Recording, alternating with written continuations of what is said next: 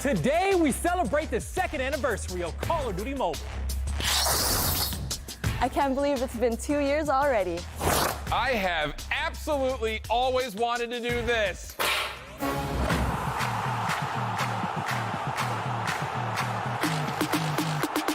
Let's go! Woo-hoo-hoo-hoo! Let's go, baby! Hello? Clean up? Ladies and gentlemen, welcome to the Call of Duty Mobile Battle Royale Worlds Invitational. We are here at the iconic Las Vegas Strip at the Poker Ghost Studios, and I promise we are all cleaned up, okay? It took us a while. Schiff was having fun with the confetti yesterday, but here in the beautiful studio, as you guys can see, our beautiful 2-year anniversary Call of Duty Mobile cake. Isn't it a beauty? I'm your host, Blaze, joined with two of the best in the business. We got Beef Mommy and Whole Chef. Guys, we are here for the second anniversary. Mommy, how excited are you? I'm so excited. You said it's a beautiful cake, it's a beautiful day, and I'm joined with the beautiful casters that I'm with today. Not only that, but they're also very talented as well. And for the viewers at home, hello and welcome. It's such an amazing day. We're turning 2. Yeah, I'm not gonna lie, if I see one more cinematic of that cake being baked, it's not gonna last through the entirety of the weekend, but we got confetti all over the place. I really have always wanted to do that, by the way. I'm not lying to you. So, yeah, it's gonna be a really fun weekend. We got $100,000 to play for. Yeah, we do, man. He had the time of his life yesterday when he shot that confetti gun, all right?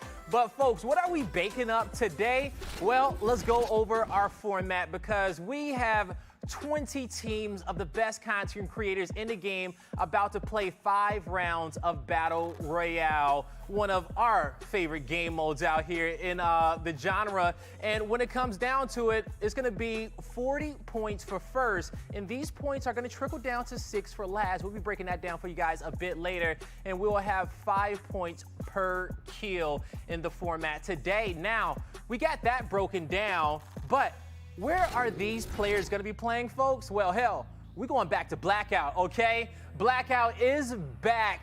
When it comes down to this map, one of the most iconic that we have seen in the Call of Duty verse because it is made up of so many other maps out there that we love from Call of Duty. Mommy, Schiff, break down this map for me. And absolutely right. And this map is new, it's fresh, we like to see it, but compared to Isolated, Blackout's going to be really sparse when it comes to that cover. So unlike in Isolated where you have a lot of buildings and really take cover, you're going to have a hard time here. So that's definitely going to be different for when you're pushing inside of the circle. Not only that, you are going to be void of all your med kits and all your adrenalines. Instead, the medic is going to be the only player that can actually go in for that heal shift. Yeah, you know, for a lot of the players that are going to be playing in these lobbies, I have to imagine they're familiar with Blackout from when it was a part of Black Ops 4. But if you're not, you're going to feel like Leonardo DiCaprio from Once Upon a Time in Hollywood, where you're like, ooh, I know that spot. Because, yeah, you've got Hijack, Nuketown Estates, just to name a few. But, again, kind of going back to the whole idea of the sustainability. Kinetic is what you're going to be looking for. That's going to be able to give you the largest heal in the game. And really, as you start to see those fall from loadout drops, that priority play, try to get there, get that extra little bit of health, that's going to be key when it comes to trying to secure that 40 points for first. Oh, that's going to be so key indeed. So we got the format,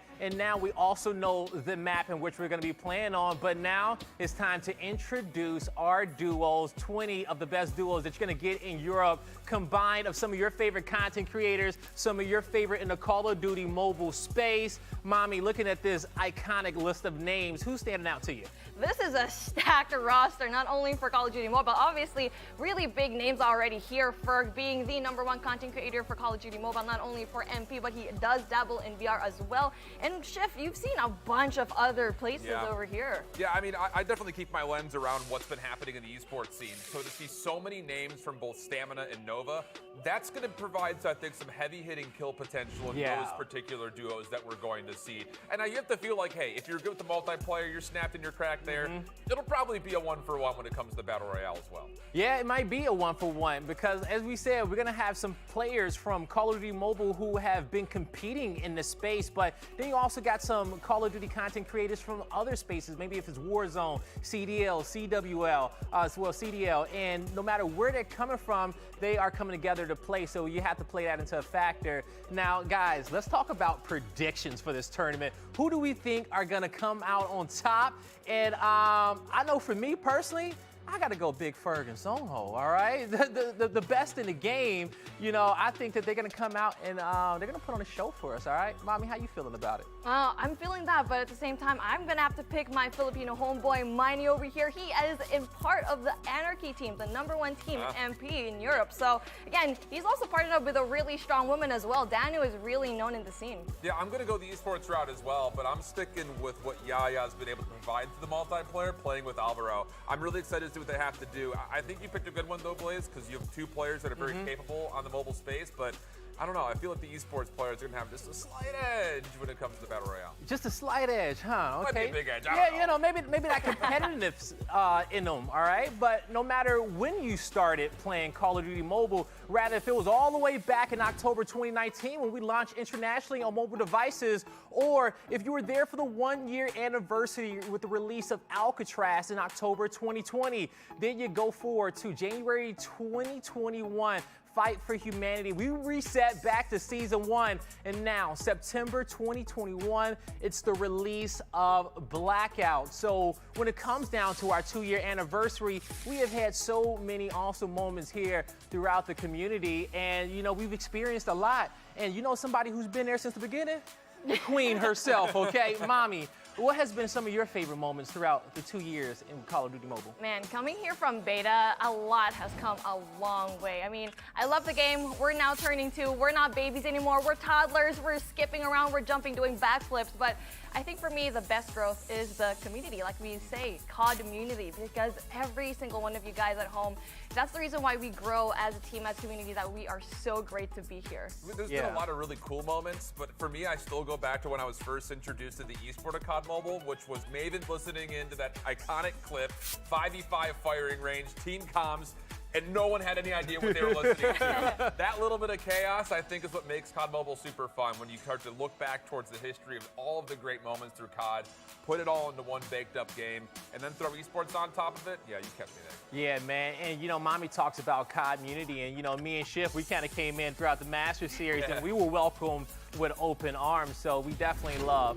the community. Now, when it comes back to the tournament today, I mentioned the format earlier, but this is the breakdown. 40 for first place, and all the way down at 20, if you will, have 6 points. 5 points per kill, and we're playing throughout 5 games. Shift. When you see this breakdown, what's something that the fans need to really pay attention to the most? The thing is, we're looking for what is going to be the barometric test as far as the average you're going to need per these 5 games to win the tournament. And I'm looking, obviously, for not what the difference between first and second is, that 10 points between 40 and 30.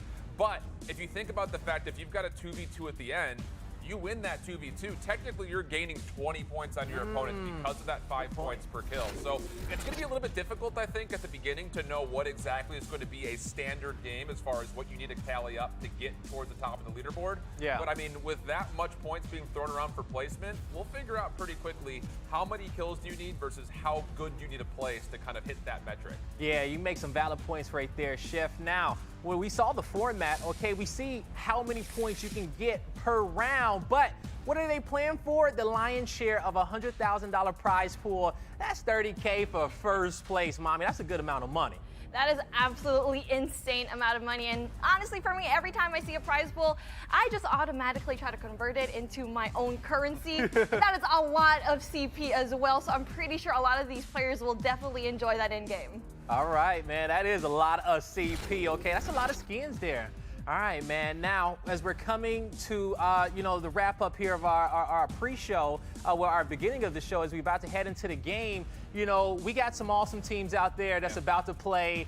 I'm super excited. We hope you all are having a fantastic Saturday to start your day off with us at the Call of Duty Mobile Battle Royale Worlds Invitational. But without further ado, round number 1 is about to kick off. So casters, take us away. Oh baby, this is going to be really interesting because you have to feel like a lot of our players are going to be familiar with the map. But I don't know about you, Aliana. For me, it was really Rivertown or bust. Every single time I would play Blackout, I'd be really interested just based on not just the opening plane line, but also what that first circle looks like. What are going to be our hotspots today? Oh, definitely. You've already mentioned it. I'm really just trying to see if Hijack is going to be occupied, but I really just doubt that just because of the flight path. It's going to be absolutely just crazy. But yeah, for me, really favorite for me is going to be construction site just because there's so many loot there, and plus the helicopters are going to be absolutely key as well. That's big, because everyone who's been watching over Warzone knows the value of vehicles. The same still exists here in Blackout, with the only exception being can't use the tanks that are in play. That's a little OP. Let's not get too ahead of ourselves when it comes to that. But I'll be really curious because, let's be honest, when it comes down to normal custom lobbies that I think maybe people are recognizing through Warzone, drops can be contested very early. We're playing with a pretty abbreviated lobby here. So generally speaking, you have to kind of weigh out how much looting do we want to do early versus how often do we want to try to get into an early gunfight, see if we can maybe get some safe early engagements. And especially here in round number 1, you're going to be seeing a little bit of jitters here. They're trying to figure out what play they want to do, really just feel each other out. So that's going to be very important if they want to win those early engagements or really just try to push into that final zone. Like we keep saying, it's going to be very different from Isolated just because you don't have health anymore. The only person that can actually do that is going to be your medic. So being just 2 in the team, you need to choose what kind of role you want to choose. Either it's going to be aggressive or passive. Well, here's Blaze's pick for predictions on the day here with Sunho and going to be playing with Ferg. That's going to be Team 16, so definitely keep your eye on that mini-map because we will be able to see those team numbers in the observer function, which is absolutely beautiful. I'll tell you, after casting so much Warzone, you need to see this kind of stuff. And how about my pick? Already getting it down. Yaya is able to already find one. So a couple of early engagements are coming through, even though for a lot of our big players, they are getting a lot of hot POIs for free at the moment. Absolutely, and this is my pick right now on the screen, Miney and Danu, and so far they've been doing a little bit okay, just trying to loot, and the good thing that they're going to be inside of that circle, so they might be playing a little bit passive, and it is going to be a duos type of thing. We see a defender going on for Miney, which is going to be great, just because of how big this map is going to be. A lot of these players are going to be using that vehicles, either going to be the ORV, Big Bertha, because you have to push in, because when you are going to be outside of the zone, it's not your armor that's going to be going down, it's your health. So you need to push in really fast, unlike when you were in Isolated. Well, this is interesting. We go over towards Rivertown. You expect it to be hot, and I think technically speaking, based on the numbers we have in play, it is a little bit hot at the moment. You got 3 different teams that are kind of vying for position right on the middle intersection. This one in particular, Team 14, you can see them. That was going to be Head for Death and Saxy, and they are a couple of players nearby. So we'll listen in, and you could obviously see that, yeah, they're very aware that they are not alone here. So trying to play around these middle buildings could be really beneficial, but the thing is with 3 teams, you don't want to get caught off guard, and the potential of a third party swooping in is definitely high. Oh yeah, for sure, and for sure that gatekeeping is gonna happen here for the teams that are going to be outside of the zone and really just trying to go in. So again, we see a very strong pairing coming in here, and we see here that they've been doing this so far because of the corners that they've been checking. They know which spots to actually go and look over. We've only had this particular map for about 3 weeks, so that's why that's why everyone's at an even playing field. Everyone's been here. Everyone is new. Not only that, you have a mix of Call of Duty mobile players and other players that actually have other titles as well. It's funny. You go back to, we were celebrating obviously the 2nd year, but when this game first came out, and for about a full year,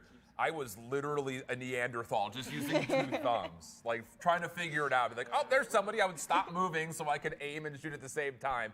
The first time I watched a pro player's hand cam, my brain was melting through my ears and on the floor. It's crazy. And I wouldn't be surprised, if some people are maybe not as comfortable playing with a 4-finger setup, that they may not be as maneuverable as other of our pros and content creators and things like that. So it'll be interesting to see kind of who's got the early advantage. But hey, you'd be surprised with how well some people can actually play with just 2 thumbs. And yeah, maybe claw is going to be really good for some people, but you see really good gameplay with just 2 fingers as well, because there's a lot of things that you can go in, especially with your HUD. That's going to be absolutely important for you to actually go settings, have the positions really well. You know what, speaking of this player, Nova, it's a Nova player that we've seen. Obviously, we know that player so well. The team is going to be absolutely amazing in MP. BR, on the other hand, is going to be a completely different gameplay. As we see here, it's going to be a very interesting push. Everyone else is actually already very close into the circle. Yeah, this is interesting. I think with where this next zone is going to be, it's obviously going to move pretty quickly because we have an abbreviated lobby to normal standards. But it's centered right around Rivertown. And I'll be honest, I'm starting to get like immediate flashbacks and I think maybe a little bit of PTSD.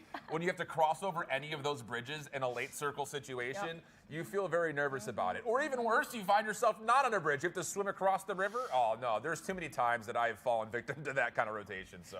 Honestly, I'm hoping for a final circle in the middle of the water or on the bridge. Yeah, absolutely. That's going to be absolutely crazy if we get to see it. Oh, we see here, Neighbor's actually going to be going down already, but it's a good thing the pickup did happen. So a really good thing for them. And that's why I really like Call of Duty Mobile is the fact that you can go back. And everyone just compares this map to Warzone. The fact that there's going to be a chance for you to actually go back. So this is the kind of conversation I want to have with you because you play a lot of Warzone, right? So it's the Gulag versus the dog tag. Do you think the Gulag is going to be able to perform here in the future, maybe? It's interesting, I think, to bring it up, right? Because, yeah, I think the bring back mechanic is important to know. If you have not played the COD Mobile Battle Royale, it does serve differently. You don't necessarily have to sit there and fight your way back. It almost serves as if you don't have that second life. Your teammate is responsible for you the entirety of the way.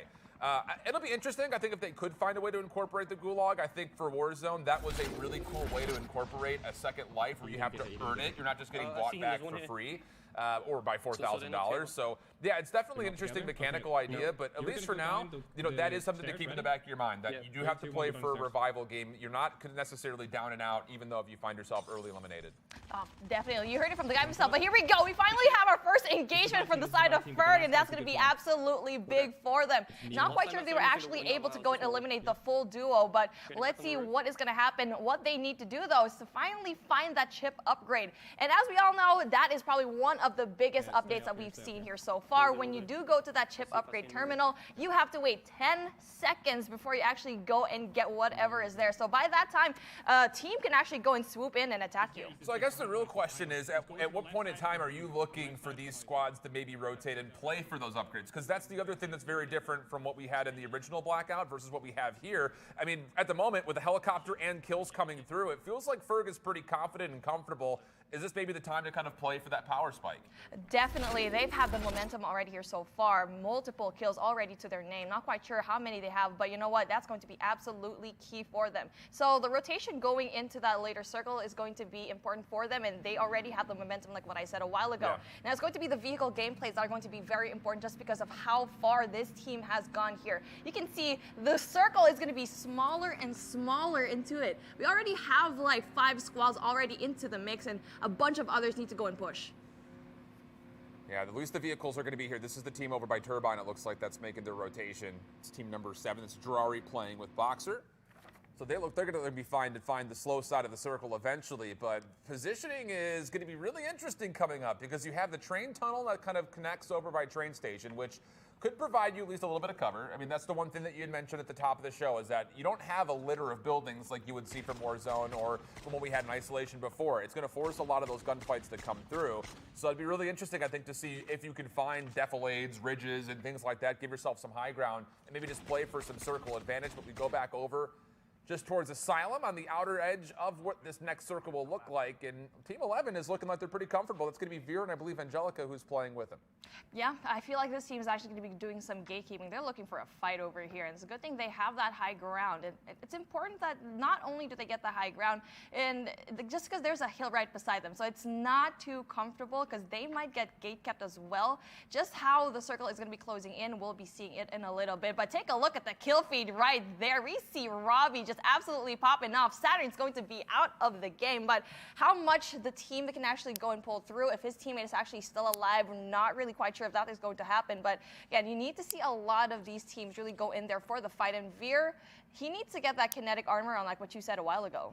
Yeah, it'll be interesting because it looks like at the moment they're happy in their position. And one of the big things that I always look for in a Battle Royale is what is that normal pacing going to look like? What are you trying to play for? Early kills, or are you playing for late game positioning, hoping that kills will eventually come to you? That was kind of the mindset that I would take when I was playing competitively in other titles was, let's just get ourselves in the best position possible. Fights will happen eventually. Now, for players like Ferg, when he knows he could probably demon reap the entire lobby, it might be a different situation where it's saying, well, let's not wait. Let's just go ahead and have our cake and eat it too. So it'll be interesting, I think, just to see how that tempo starts to change for some of these maybe less familiar squads with the mobile scene. It's the aggression, it's the confidence that we saw. And for Ferg, it really worked out for them being aggressive in the first half. But they should probably keep going into the inner circle just because they might bite the dust and really get the other end of the bullet. Yeah. And being too aggressive, sometimes you can pay the price, especially if you're going up against a really strong duo. Maybe so far the duo they've been, really just going up against, maybe they haven't been really that good. But here we go. The gatekeeping is finally going in here. There's 22 people left here. That's pretty quick. Pretty healthy, yeah. Though, still. I mean, you talk about the fact that half the map is now gone, if not maybe more than that. And there's still a lot of gunfights that are happening. Comms are coming through. It seems to think that, yeah, they do know that there's another team. You saw them kind of scouting out the helicopter, making sure that would stay at least safe from enemy hands, but kind of holding corners, waiting on the outside of Rivertown. You see the circle will push these guys away, and in the next minute and 30, it's going to provide a very interesting rotation, just due to the fact that going up towards the northern part, there's a lot of high ground you have to work your way through. So if anyone's up there, it's going to cause a bit of a problem trying to get back into this next zone.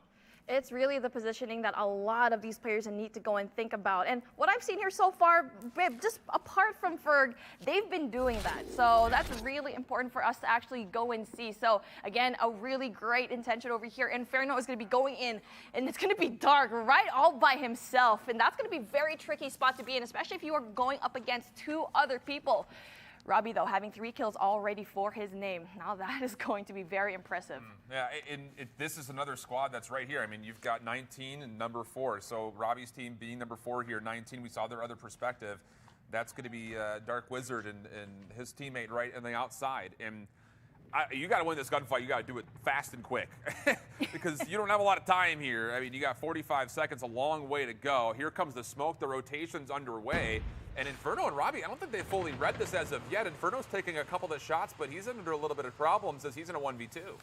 Dark Wizard tilt, and even though he's the only person left in his team, he's actually doing a lot of pressure going up against Inferno. He needs to go in for the pickup, though, or else he's going to be in absolute trouble, as Robbie is going to be absolutely crazy here. Inferno takes some shots. Dark Wizard tilt is actually going to be in there, but does get taken out. He does get knocked, though. Miney's a part of this in some way. I know. That's the team number 8. Yeah, so they're on the opposite side of the river. Long-range shots are coming through. The zone's about to shrink. This is not at all where you want to be. All of a sudden, the gatekeepers become the gate kept, and you can see it bottom left-hand side of that circle on the left. I mean, Miney's position is absolutely phenomenal when it comes to trying to finish off the rest of the squad. Unfortunately for them, they were third party the house down, and they have to cross a river. Not only that, the zone is going to be closing in, and there you go. Miney finishes the job in Inferno, and it's going to be absolutely crazy for them. Danu, on the other hand, still having 0 to her name, but you know what? It doesn't really matter. They're actually playing it really, really well, but one team already just trying to go and fly past them, and it's going to be Team 10. That's Yaya. That's your pick. That's my pick. I'll think all 3 of our picks are still in the mix, by I know. Pretty good. Not good. trying to say that we're brilliant, but we're brilliant. We're brilliant, apparently. If not, maybe just really lucky, one of the two. But at the moment, yeah, this is a obviously very isolated 1v1, and it looks like it's going to tilt in favor of your pick there, Aliana. So over towards Asylum, Head for Death, still hanging out over here, but nearby, Team 15, that's going to be Jazz and Bendy, who's right on top, if not right next to him. So this could be an interesting point of contact coming through. Also a vehicle driving by, that's going to be Shark and Monster. That could be a part of that conversation. So a lot of action over here towards Asylum, which is on the right-hand side of what eventually will be one of our final zones. Well, not really action. It's more like they're really just close together, really too close for comfort. But here go, finally, Head for Death, really just shooting shots here. Beniju goes down with the MX-19. It's definitely going to be a team. That's definitely going to be a gun that you really want. And there you go, eliminated just like that. 15. Jazz and Beniju say bye-bye to this round. And I mean, hey, for Team 14, they've been here the entirety of the time, and they're going to get blessed. Look at the next circle. You see it kind of for a second on the right. It's close by. So we'll hear from their perspective. A couple of kills already tallied up for this squad, but they're in a great spot, slow side of the circle. Not a lot of teams left. So as far as the positioning is concerned, they're looking like the heavy favorites right now. Yeah, Hand for Death is a really talented French player that we've seen in the multiplayer scene, and it looks like they're going to be absolutely crazy. 100K, what's the 100K? Ferg is going to be able to get rid of Danuk. No, actually just goes down, does have a little bit of life yet, so it's going to be interesting how Ferg actually goes in here for the response, because they've been here for the aggression so far. Miney has the job to actually go in there. Let's see what is going to happen. No, you know what? Yep, they're out. My team's out. That is so unfortunate. I mean, hey, we're dealing with what? The final 6 squads. So, I mean, again, we'll take a look at that point total after we get to the first round, but that is not a bad start with a handful of kills already tallied up. The big question here is who's currently the breadwinner, and you have to feel like it's this team right here. Ferg and Sanho have been unbelievable when it comes to being able to tally up kills and play the rotation beautifully. The thing about it is, now that you're moving further and further away from that Rivertown Central over towards Asylum, you're looking at this. You've got ridge lines and defilades all over the place, and you're on the fast side of the circle, so you're going to be hugging this for a while. And you see a couple of teams still kind of in the mix. And is my Team 10 just flying around in a helicopter up above? Is no one doing a deal with that, or what? I know. I'm actually pretty surprised that none of these teams have like an FHJ in hand just to get rid of any of those vehicles. So that's going to be a very important thing to have, to really just blow up all the vehicles, knowing very well that everyone is going to be using that. So Team 10, they're going to be smart to actually go and use the heavens above them to their advantage. I mean, hey, it's going to be interesting to have the conversation of what is going to be valued more, high kills or better placement. We'll see pretty quickly, because in the kill feed we had some early action from Yaya and Alvaro, but lately it's just been, I don't even know what, a re-indication of some helicopter disaster movie or something of the nature. They're just flying up above watching this happen like it's back in Nam. Over to Ferg's perspective, though, long-range gunfights over the top, and it looks like things are just going to be a little bit of poking and prodding while the zone is about to shrink once more. And we love the smell of napalm in the morning, and Good reference. these players are absolutely cracking. I want to go back to what you said a while ago. We see different play styles already in round number 1. Ferg, Team 16, they like to play aggressively and play late positioning, but we see on the other hand, Head for Death and Snacks is actually going to be in that position early on, taking the engagements as they come to them. Yeah, that could be huge. I mean, they were on the slow side of the circle. Haven't seen a lot pop up in the kill feed, though, in the last couple of moments. But you see Shark getting involved. Last couple of teams now alive. 5 kills for Ferg already tallied up.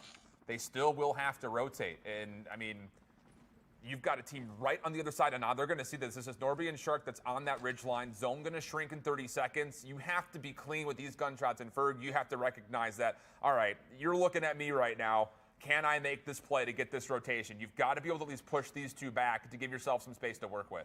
This is going to be so hard because Team 13 and 14, they're up in the mountains. So they're just basically going to gatekeep everyone, Head for Death. And that is the price that you pay for actually rotating late into the circle. So Head for Death and Sax, they are going to be in that great advantage of having that high ground and just getting rid of every single one, unless an airborne is going to be down here. But I doubt that is going to happen. Well, it's going to get hot and heavy, though. You see team number 13, I think they've actually been pressured out by Head for Death. So now it's just down to, can they actually find a rotation? Yaya, Alvaro, other side, but it looks like the gas maybe have just taken down Alvaro. So Yaya's going to be the last one left alive. Doesn't look like he's all that healthy. Sax able to find one knock onto Shark. So now it's just down to, can you get in? It's going to be a 4-way fight right on top of this slope. And Ferg hasn't even had to take any shots yet. He's just walking by. Cars are driving. It's like a Fast and the Furious movie out here. That is COD timing at its finest. And we see here Vin Diesel saying, we're our family. Head for Death already getting a lot of these kills. Norby goes down. Yaya still has a chance and really having that really good vehicle gameplay. Yaya applying that pressure, but unfortunately for him,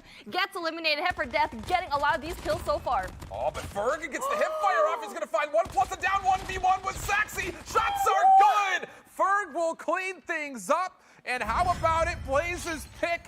They found themselves the first overall win, tallying a ton of kills. Your winners from round number 1, Ferg and Sono.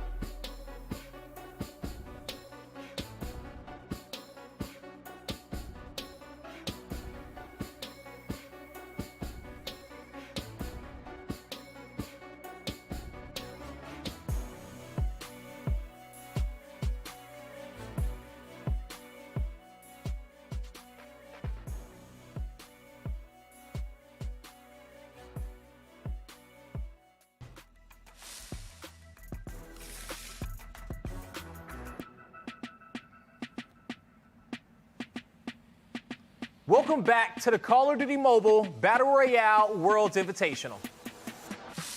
We have been celebrating the second anniversary of Call of Duty Mobile all day long, and we thought it would be fitting to bake a cake for this occasion.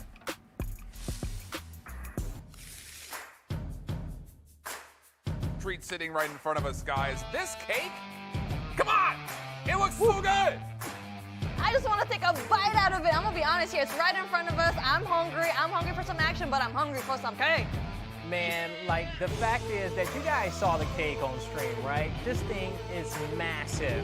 And you're looking at all this deliciousness on your screen. The process from making batter to make sure. So one thing about cake baking, I just gotta let you guys know, always blend your dry and your wet before, okay? Make sure you get them mixed up before you start making your batter.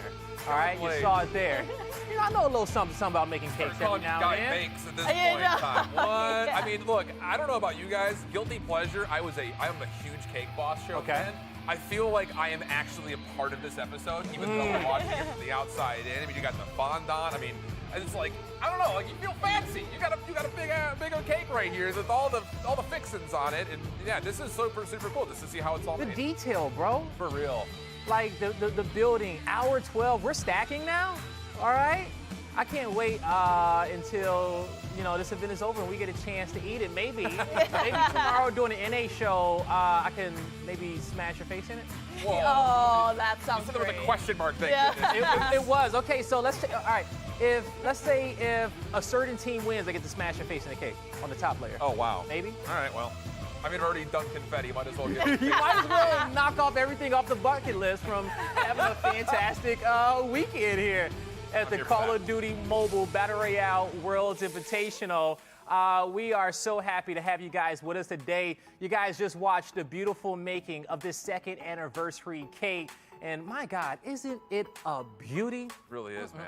I'm telling you, you give me, like, I'm going to put a quote on it. If I see 3 more cinematics of cakes being baked, it's not lasting through the day. Yeah, it might not last through the day. I'm with you on that one because I could probably eat that whole bottom layer by myself, okay? Sounds like a challenge. I promise you on that one. I'm trying to put the calories back on. I just slimmed up here over the COVID season, but, you know, hey, I'm trying to be thick blazed once again, all right? And that's the calories in which I need in my life. But speaking of things that we needed in our lives, we just got done watching round number 1, you guys, and man, what an intense first map that was. And so one thing is that I want to talk to you guys about, because it was the final moments of that game. It was awesome. It came down to a top 7 situation. We was watching from Ferg's point of view. We watched Ferg out the chaos. He watched, it was Team 10. Yaya and Alvaro died to the gas. There's a smoke grenade that lands in front of him. Ferg creeping out. You got Shark here on the ATV. Drives right past him. Misses him completely. Shark gets into the engagement with the final squad of Saxy and Head for Death. He gets them both weak, and they didn't know Ferg was right below him the entire time. And he came up with perfect timing shift to be able to win that 1v2 and clutch up the game. That kind of felt like the narrative of his entire game, because from the get-go, we were seeing a couple of our picks start to find early eliminations, but when we were tuning into Ferg at the late moment right over here, Ferg had already 5-6 kills. Timing, look. And that timing really was everything, because we were watching it back, and that car driving by may have given him a bit of an extra lease on life, because if they stop and try to gatekeep Ferg and maybe a little bit of a ravine, he may not have had a chance to go in 1v2. But the thing is, you give Ferg a chance to do stuff like that, he's going to be able to provide, which is why I thought your pick at the beginning of the day was a good one. Man, you know, an uphill battle for him, but Ferg says, hey, it don't matter, all right? He trekked to the top. He took a big fight. I even love the usage of the tree for cover after he won his first 1v1. Just so skillful throughout the board. So that's 100K Ferg getting closer to the lion's share of that $100,000. But as you guys can see on your screen, these were our most lethal players in the lobby, all finishing in the top 4, Mommy. Take a look at that. Ferg having 5. And you know that's important. It's in his name already, 100K. He's just ready to get that money on. And honestly, that was such a good play. Head for Death did a really great job as well. We keep saying a while ago, it's like the 2 different types of gameplay that we saw here so far. And Ferg being the aggression, it feels like it will take advantage of it so far. And I go back to what we said at the top of the show. Ferg did not just secure first, which was an extra 10 points away from second. He 1v2s. 20-point fight. He gets 20 points. That's a 20-point fight right there, which might sound marginal, but I think in the scheme of things for the entirety of the day, that moment very well could be a defining one here as far as who's going to find themselves on top. I agree with you. It's definitely going to be a defining one because the simple fact is that, you know, when it comes down to this 40-man lobby, you're going to have players who aren't as comfortable on Call of Duty Mobile as some of our 10, you know, creators in here who have been playing the space for a while. So we saw Ferg throughout the lobby play with that confidence in every single fight in which he took, and that put them at the top of the leaderboard in first place with 75 points. You see on the left-hand side of your screen, you got 7 kills for Ferg. Right below him, though, you got the team that came in second place, Head for Death and Saxy. They're going to have 70 points to their name. And you guys see the total breakdown, 1 through 6 on the left, 7 through 13 in the middle, and 15 all the way down to 20th on the right-hand side of your screen.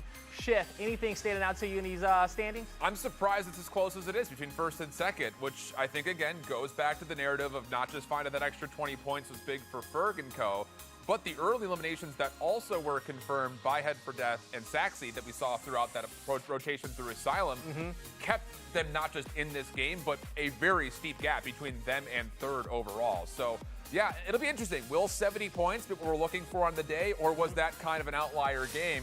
Hard to say. I think that 52 points that we saw at third, you're going to feel pretty good. If you can string together 45 to 55-point games, I think you'll be in the running for top 3 at least by the end of the day. I think you definitely will be as well. And Mommy, when it comes down to those standings, was there any teams in there that you felt like fell a little bit shorter than you expected in that round 1? Honestly, I thought Miney was going to have a lot more points just because they probably were eliminated around 6th place, but they're actually down at the 11th. The reason why they only had 1 kill. We keep saying balance is key. You need to get that placement points. You need to get a lot of kills as well. And no, you don't even have to win. We already saw it.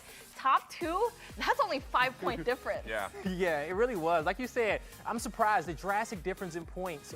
It wasn't that drastic at all between the first and the second, but we did see Head for Death and Saxy have just, you know, a few more kills, 1 more kill than the first place squad. So, all right, guys, that's round number 1. It's in the books, and what an exciting way to really see Blackout in this competitive environment. Round number 2 is about to get underway soon. Any predictions going into this round? What do some of these squads need to do to start placing up to the top? Yeah, prediction-wise, I think we're still going to be kind of left to really feel out what the field is going to provide for us. But I'm really curious to see just how this zone manipulation is going to go, because that entirety of the back 2 circles was out in essentially what's going to feel like no man's land if you're coming from the war zone scene. So, I mean, the capability that you're going to have to provide in those gunfights is going to be huge, Aliana. Yeah, definitely a really great game here so far. We started out round number 1 with such a blaze here, quite literally, just because of how much we've been going on here so far.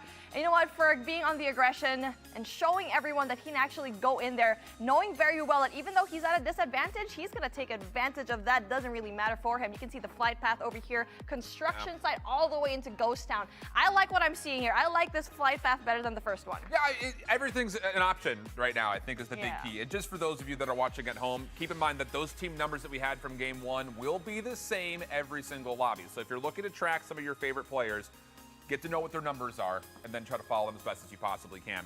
But we'll see it kind of as we're jumping on in, down to the bottom right. Our team that did finish up as runners-up in that first round, Head for Death and co., will be dropping in right where I like to drop, hot and heavy, over towards Rivertown. And guess who's contesting them? It's Yaya and Alvaro in the same location. They are actually spawned a little bit further out, though, so this is going to be kind of a north versus south. That intersection right in the middle is going to be that kind of line in the sand as far as where these 2 teams very well may square off. At this point, they know someone's going to be right adjacent to them. There you go. Head for Death actually spots Yaya there, but then goes in for the prone approach. So it's a good thing that he didn't really go in there for the interaction just because of how little he actually has. Needs to go and pick up for any of these. Doesn't even have a bunch of the attachments that we'd like to see here. So before he actually goes and engage, very smart to play passively. And you also keep in mind that it is third-party perspective that these teams are going to be playing in. So Yaya and Alvaro are not going to have that same kind of information that you're going to see from Head for Death in them. So It's going to be interesting, I think, just to see how this fight unveils. And I think Yaya and Alvaro are going to recognize that this is by no means at all safe for us to try to maneuver through Rivertown this early. Definitely. You have to maneuver this part really carefully just because there's only two ways out, and it's via the bridge. If you find one person going behind you through the bridge, you are going to be basically in a situation of cat and mouse. So if you are going to be any of these teams, you need to be very, very careful, and you need to be well equipped. We see here an Airborne is going to be down here for Nova and Yaya, and that's going to be very important here. The chase is finally going down, and I feel like they really do want to get them. Yeah, I think that's actually a really important point. You know, the RNG that comes with Battle Royale is what loot did you find? I mean, we saw Sniper Rifle, you see it right here also for Head for Death, but if he finds himself caught out in an early fight, kind of close in quarters, he might be at a little bit of a disadvantage. So it'll be interesting, I think, just to see how this fight unveils. It looks like it very well may be the first engagement that we're going to get overall. What you expect? Again, we've only got 40 total players in the lobby, so these early game moments really are built for just looting up, making sure you're comfortable. You also see the upgrade terminal activating in the next 20 seconds, so we'll see what happens as far as those spawn positions on the map are and who's going to try to prioritize those early. Really good balance of what we see here for Head for Death. He has a really good gun for his name. He has a DLQ and finally has an MX-9 to his hands. And finally, we're going to be seeing, no, not quite. No, they're going to be going and backing away from this fight. But they've been chasing one another for such a long time. And I'm pretty surprised that there's no engagement quite yet. But very soon, Yaya would probably go in there. We see their players right now just trying to go in there for the kill. But Head for Death is very well aware of what is going to happen. And as well for Saxy. Saxy's been really good here so far. Yaya's going to be going up and using the Airborne, getting that information, knowing very well where Head for Death is going to be. Yeah, a little bit of a manned aerial vehicle coming through, but Head for Death is just running right into the middle of the street. Did your mother never tell you to look both ways before you cross? Deployable cover comes through. Saxy's going to get knocked by Yaya, and all of a sudden Head for Death is in an absolutely precarious position, trying to finesse as best as he can, but Yaya gets credit for both. 2 early kills for Yaya and Alvaro. It really was that Airborne from Yaya that actually was absolutely key to get that information where everyone was. So unfortunately right now for Head for Death, that is going to be the end of them. Team 14 out of the mix, and that was a very bad push. You could say that shift, right? I mean, that's their second place team right there. I mean, they were doing well to not just tally up kills last game, but to finish in second and keep the differential between them and Ferg's squad by 5 points. You feel like you're setting up the entire tournament very successfully, but this may have been the reason why they moved. Look at this circle moving over towards Nuketown Island. Rivertown is not going to be safe for very long, so you have to take that fight sooner rather than later. It just didn't pan out for him. And we keep saying you have to go and push it early, and unlike an isolated where you can play outside of the zone, here that's not going to be the case unless you have a medic. But if you have a medic, you're just going to be locked in there like a sitting duck. Not only that, getting a lot of damage as well. So you need to go in and get a lot of armor, but if you're going to be out of the zone, it's your HP that's going to be getting affected. And those roles are pretty important. You know, we were talking about at the top of the show, medics very well may be important just to the fact that the sustainability of overall health is not a guarantee. But we also saw the interaction that Yaya just had running that Airborne class. So take us through maybe some of those differences and why we're seeing certain players play certain roles over others. Well, you want to either choose, you want to be passive or aggressive. We've seen Ferg use the Defender, and you already know Defender is going to be an absolutely aggressive type of class. And why? You see a lot of these players already have a lot of these cars, and the only thing that can actually stop them is what? The Defender. So a lot of these teams will actually use the cars to run over people, and the Defender can actually go and stop that, so that's aggressive. So for passive, you have your medics, you have your ninjas to get more positioning down. Okay. We'll definitely try to keep crediting those moments when we see them. Airborne drop way out in the ocean. That'll be safely picked up here as we get a look at Neil and Cams, who, again, Nova, represented by Neil. I think we obviously know what he's been able to bring to the table for the European region. Definitely capable with a scope in hand, that much is for sure. And we'll see if he can make good use of that. And then over to Drari and Boxer, who had some pretty good points from the first game. Couple of kills tally, just not quite able to get to the final circle.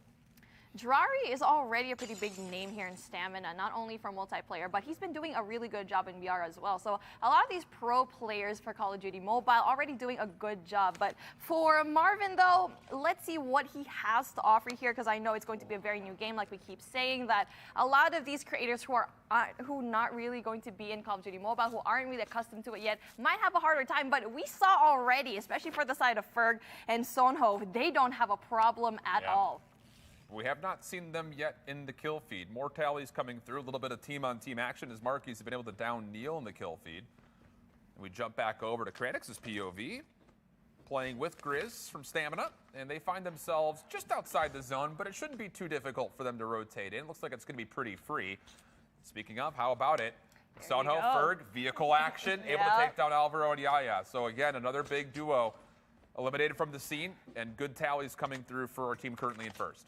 And that's what we keep saying. Defender is going to be very important for you just in case there's going to be a vehicle explosion or any kind of vehicle interaction. But Jim is going to be surveying the area here, usually going to be that sniper for your team. Really talented guy here. And with BR, you really would need to have a sniper here, either one of you. So again, with Jim, he probably would have a DLQ or maybe an Arctic 50. And you know what? A really good gun here so far is going to be the SKS, especially if you put a scope in it. Yeah, I was about to say, we saw that actually Miney was using that when he was third-partying that party over towards the River Town. So yeah, it'll be interesting, I think, to see like what weapons teams are going to prefer as they go forward, especially considering that, hey, we are dealing with a very big map, and honestly speaking, not a lot of teams on it. So do you want to try to take gunfights at range? Would you prefer to kind of hold a corner, maybe try to wait for things to happen up close and personal?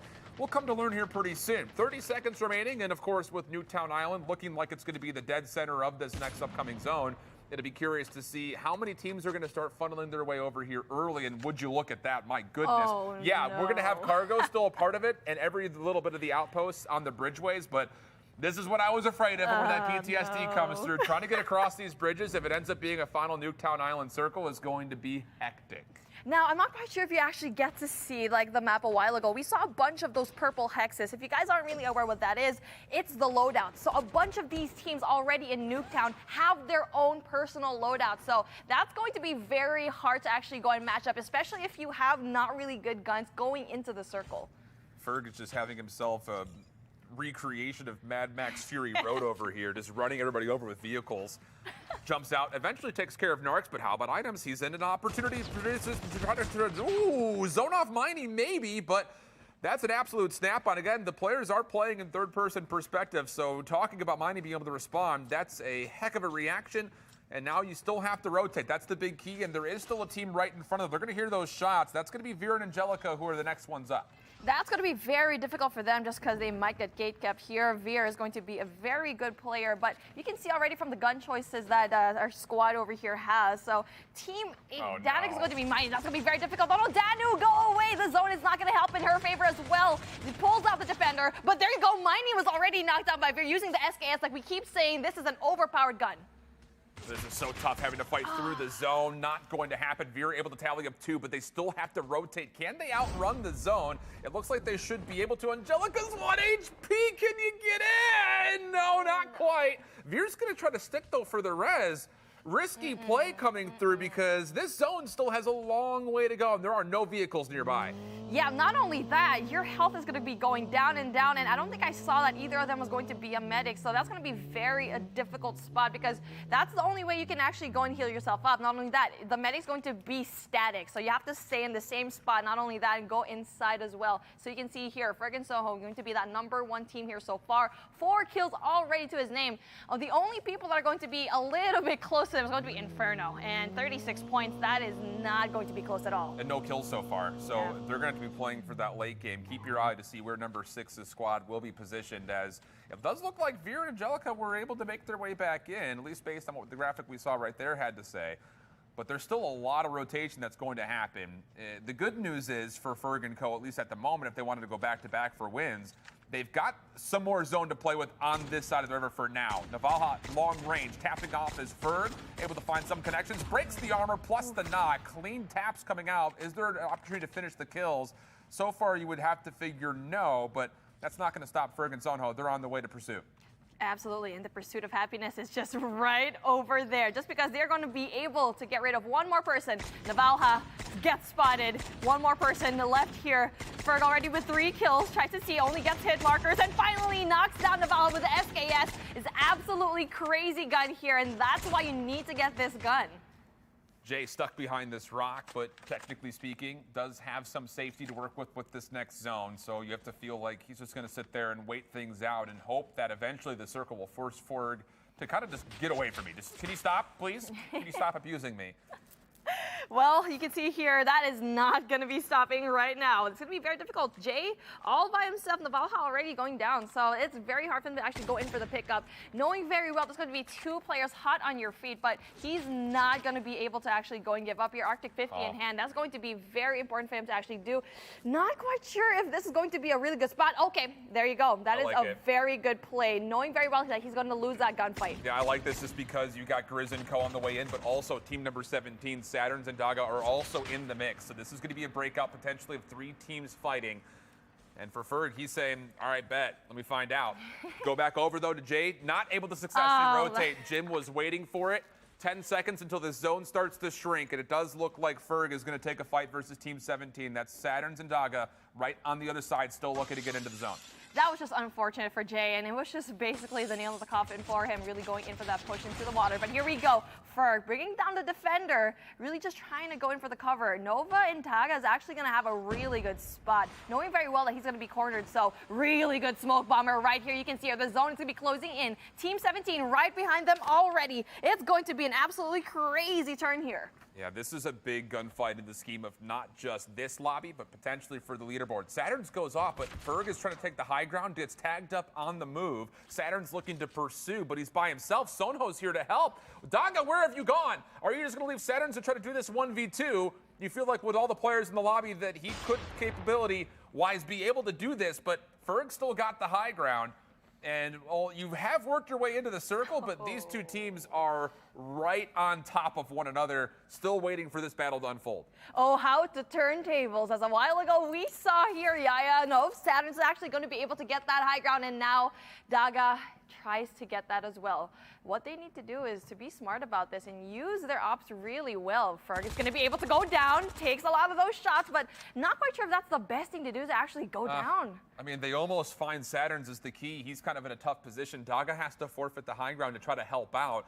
And off of this wall, Ferg has been completely concealed. Sonho as well. The zone is going to finish off this rotation. Yes, these buildings are still in play for now, but it looks like the next zone coming up will not be Daga tries to make the rotation. Ferg able to find the knock. Saturn still has some high ground to play with, but ooh, you're going to lose your teammate here. You're going to have to fight 1v2. That's already 6 kills tallied up for Ferg.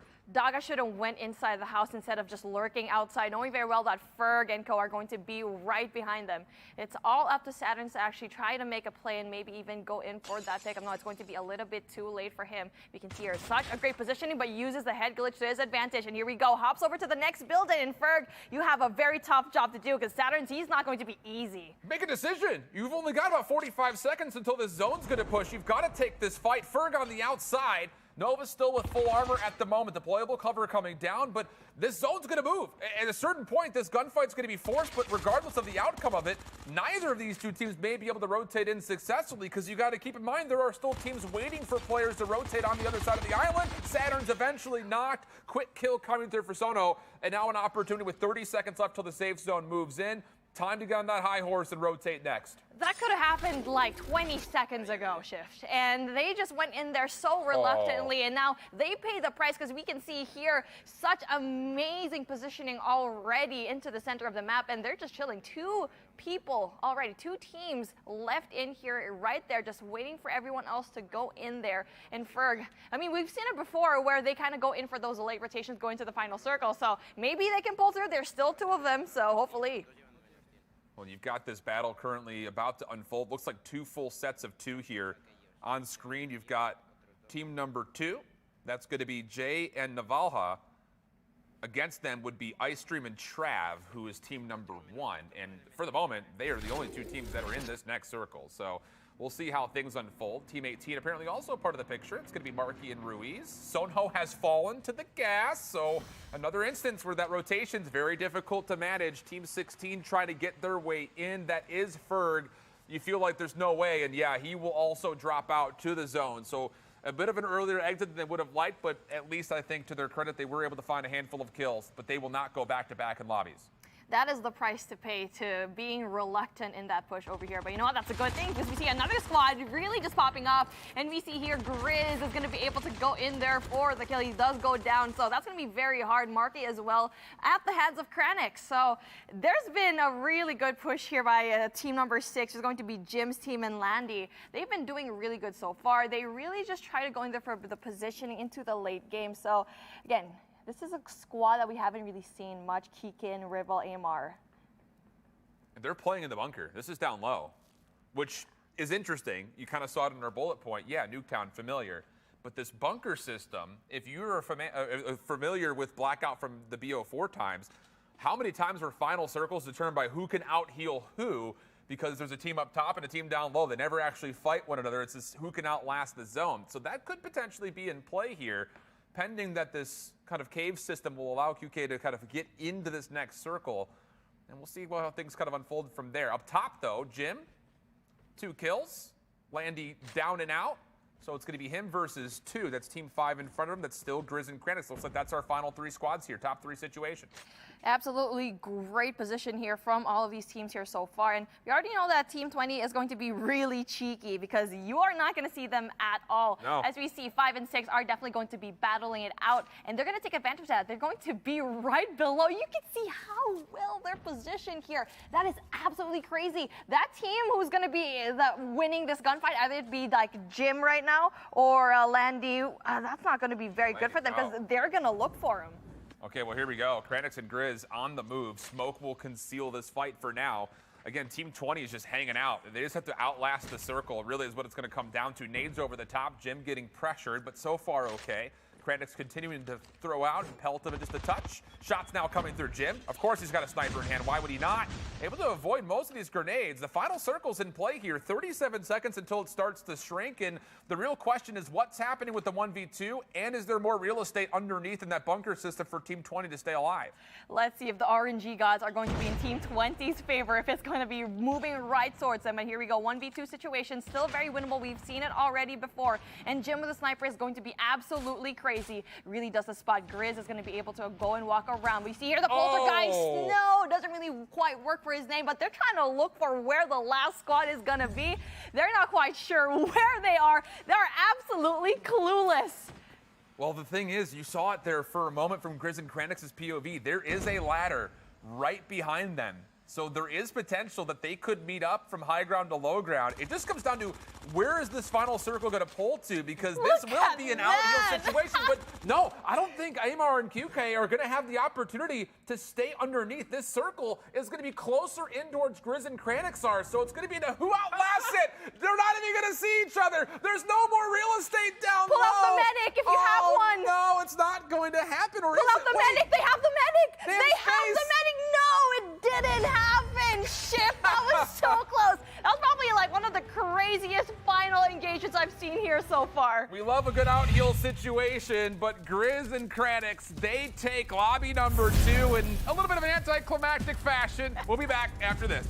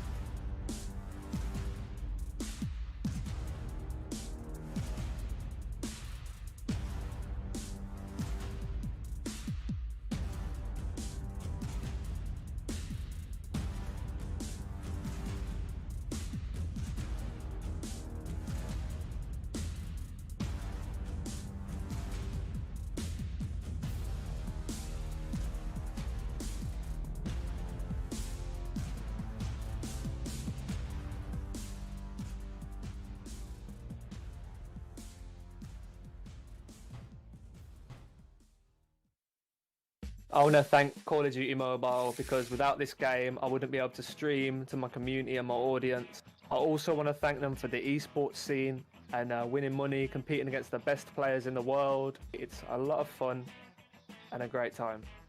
My favorite memory from Call of Duty Mobile, which is probably the one from recently, where we won Masters and got us a spot to Worlds.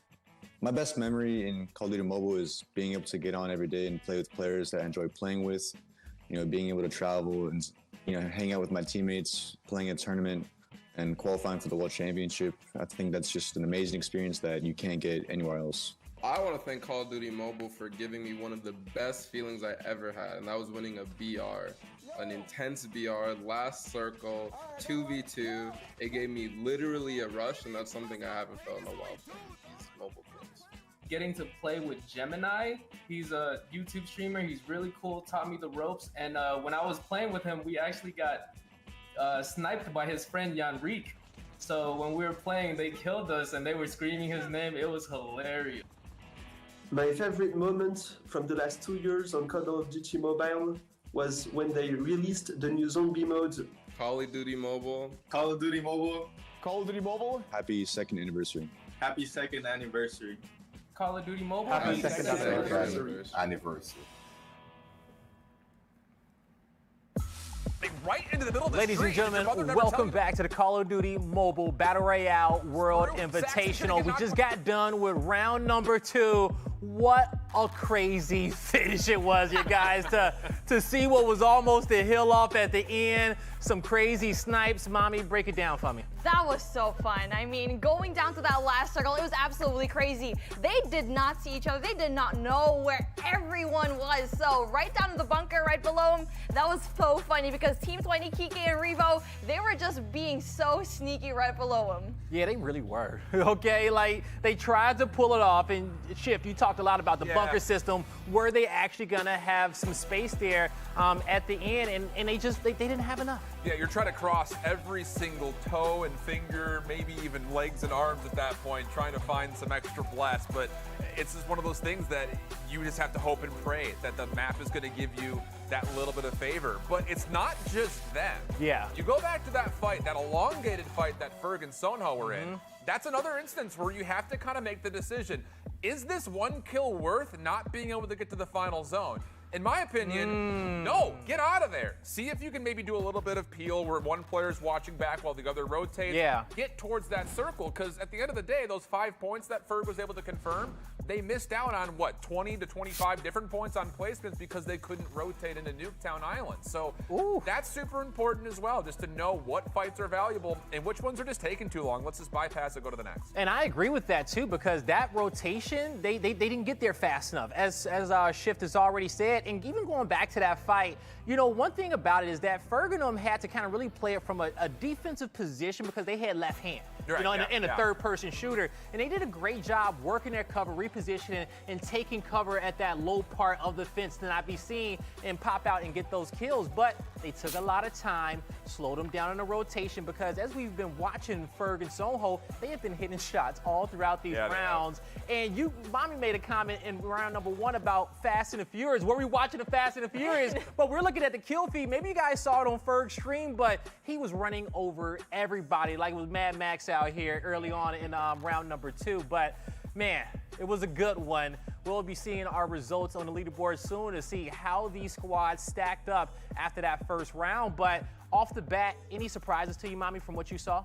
Honestly, that surprise reluctance that we got from Ferg, because the confidence that he had in round number 1, Sonho was there to actually go in for the assist, but the fact that they went in over one another, tried to get high ground, went down below, that really surprised me that they weren't as aggressive and as confident going into round number 2. Yeah, okay, all right, yeah, definitely a surprise there. Now, these are the round 2 results. You're gonna have Grizz and Hello Friend, aka Kranix, in first place. They locked in 75 points, and that's the exact same amount in which we saw Ferg and Sono win in round number 1. So we'll see how the total results stack up. But just focusing on round number 2 and the placements of the squad, anyone fall short? Take a look at Team 19 at the very right-hand side. Head for Death and Saxy. They were second place in that first round. They're going to walk away with no kills and just the 6 points for finishing in the 19th position, which might as well equal to 0. So really, at this point in time, we're looking at teams that find themselves in that bottom 5, whether you were there from the previous game or you find yourself there for the first time.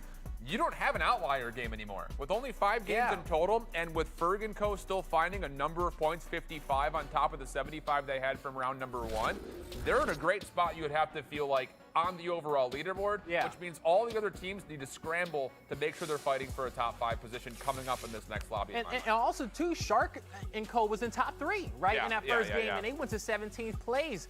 But, folks, you will see the overall leaderboard so far after 2 out of 5 rounds. And Ferg, he's still going to be at the top with Soho, 130 points for them. Grizz and Kranix will be in second place with 81. But when it comes down towards those squads that we saw in the first half, they dropped a bit. You see in place number 5, you got Shark, and he's going to be down there. But, Mommy, who's standing out to you?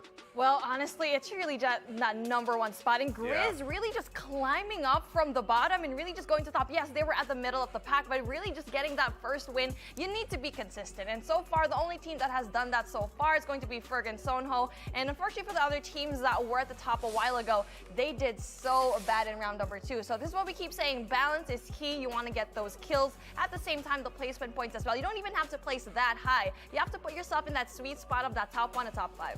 That is the sweet spot. Now, our featured players of round number 2, the most lethal in the lobby, you're going to have Ferg, Marky, and that's going to be Kranix right there, that back there towards the end in first place. So, Ferg still staying at the top of the board, alive for 15 minutes, a good amount of time. 14 total kills for that duo, doubling up on the next closest, which is just 7. So the fact that Ferg is already averaging about 5 kills per lobby, and some teams only have 7 total kills, that's problematic, I would say, if you find yourself in the back half of that conversation, because the pace and tempo has been set as far as what overall kill tally is going to be looking like from Ferg and Soho's POV. All right, folks, we are halfway through our Battle Royale Worlds Invitational. We hope you guys are all having a fantastic time at home.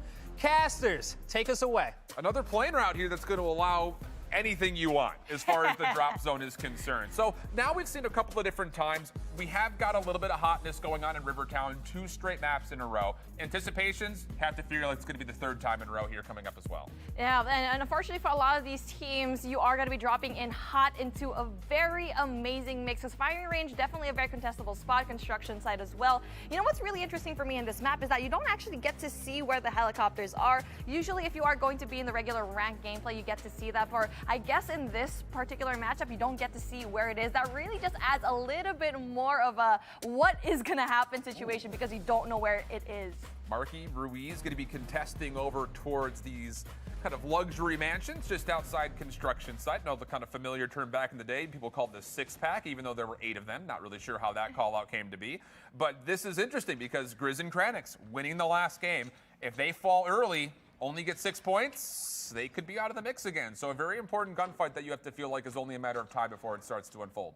I feel so luxurious right now for what I'm seeing. I'm pretty sure this is Shift's house right now. This is going to be that call out. That call out is going to be Shift's house. And right now, Grizz is going to be I'm pretty surprised with how little they actually got to see here in terms of that loot. So again, a nice house, but when it comes to the guns that you get to find, not going to be a lot for you in this 6-pack. This is really interesting. So back in the day, when you would drop here and you knew that you were contested, you try to get your 2 houses and then rotate to the other side of the street as fast as humanly possible. Because at a certain point in time, if Team 18, if they're late to rotate across, you'll have the beat on them when it comes down to knowing exactly how they're positioned. Now, Marky and Ruiz are going to recognize very quickly, hold on a second, these buildings are looted, so somebody else is definitely nearby and likely on the same side of the street as us. Oh, and there you go. You finally get to see where the location is going to be. So you don't actually get to see that too often, and that's why you really need to use that operator really well. You get to see where everyone is, and we actually get to see that rotation going into downside of the hill. So they're not going to be able to go in for, they're not going to win this fight. So it's a good thing that they're going to be going away really quickly. Marky does stay alive.